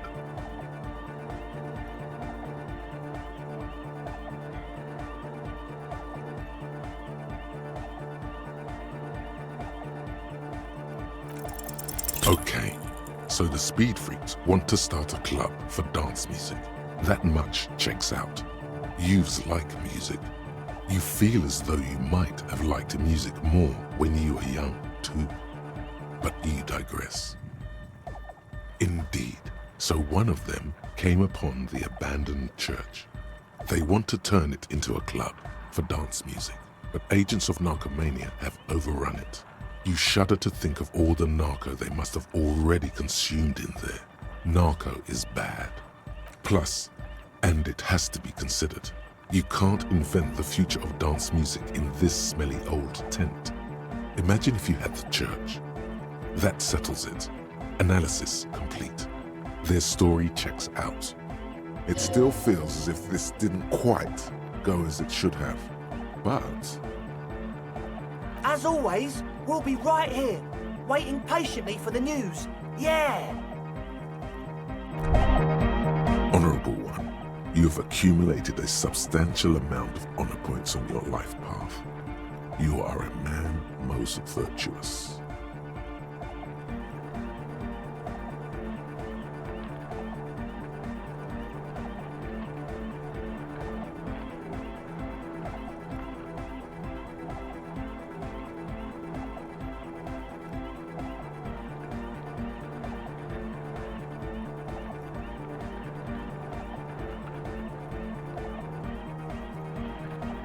Oh, the modesty on this one. Another 10 honor points for you, sir. You are on the fast track to becoming one of the rarest, most revered of all police officers, an honor cop.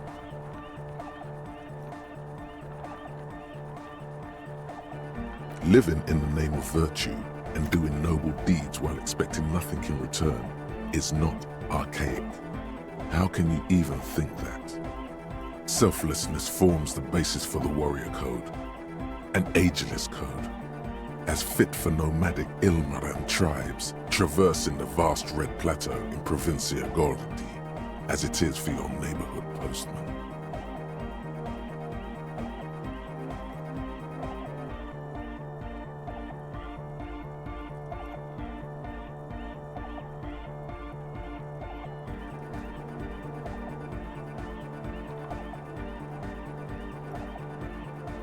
No. You see, you're putting the needs of others above yours. You get nothing in return, not even praise. You always get the short, noble end of the stick. Don't think about it too much. Just say it. Are you ready to get knee-deep in honor?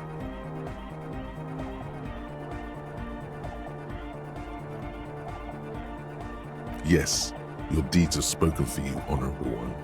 But to fully drape oneself in an eternal cloak of honor, a ritual must be completed. A rite of honor. Even among the honorable, only the most dignified are deemed worthy.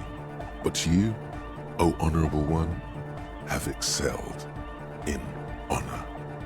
Honor comes from deep within you, and to truly know oneself, to know one's honor, one must reach deep within oneself and touch one's honor. You need to bring the thumb of your right hand, your sword hand, to your rectum and stick it in there to form the Arch of Honors.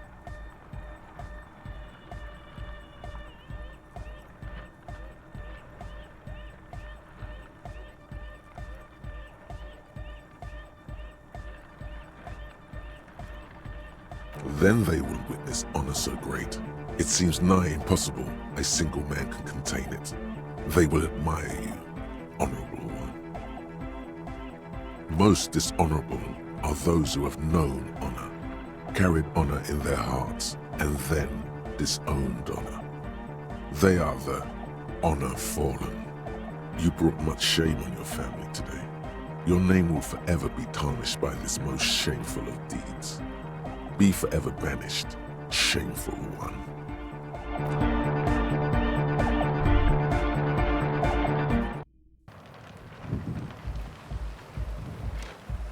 Yes?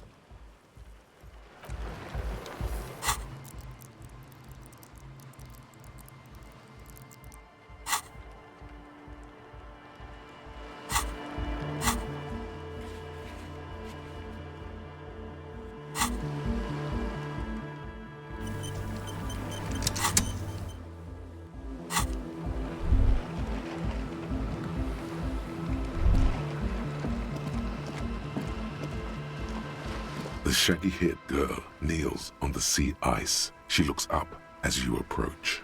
So you talked to my associates, right? Are you going to help us? With the church, I mean. Shoot.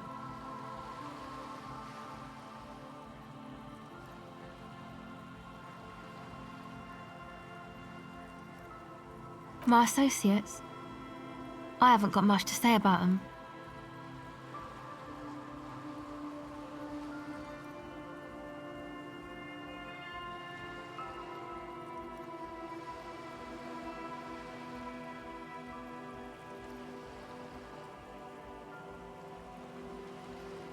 Sorry. I just don't tell people about my friends and who they are and so on. I don't provide information on them. To the cops.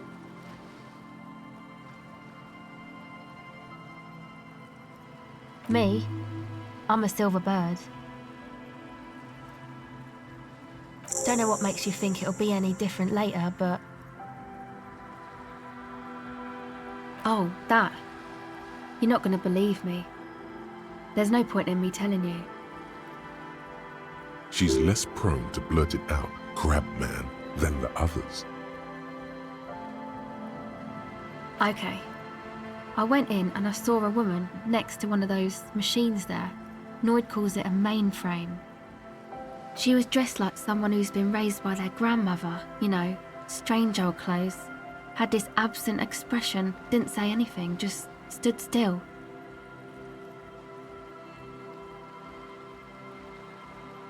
And then, you know, right behind her, a man crawled down the wall, upside down like a crab, down the church wall. I think the woman didn't even know he was there. He was completely silent. He stopped right before he got to the floor, then just hung there like that, looking at me, right at me. I fucking turned around and walked out. End of story. Like a crab, you say? It was too dark. I couldn't tell exactly.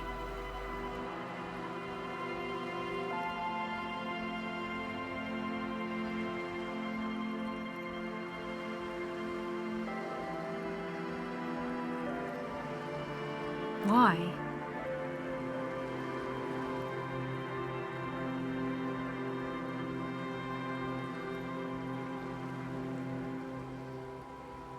Nothing. Anyway, what else?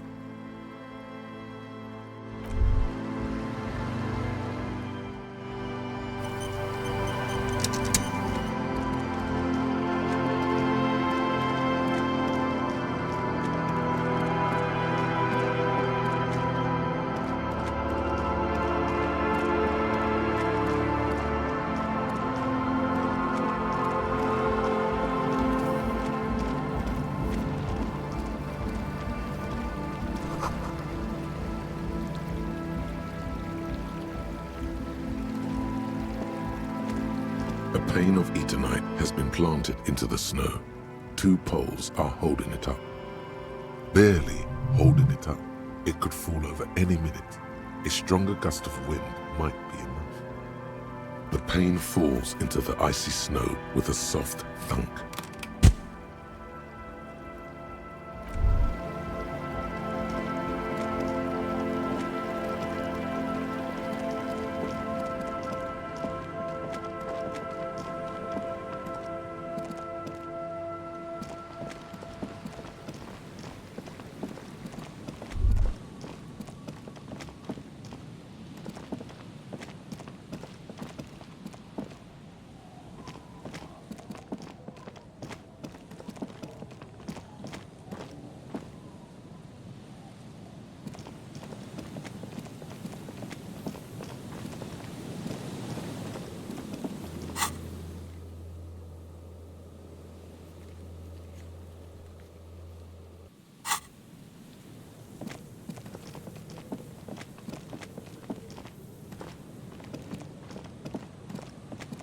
Heavy wooden doors, more than twice your height, stand shut in front of you.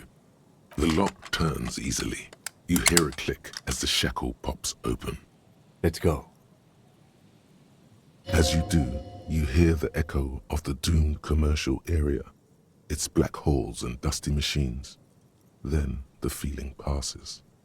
A great whoosh of air rushes into the dark innards of the church, as though rushing to fill a great vacuum. In the heart of the city,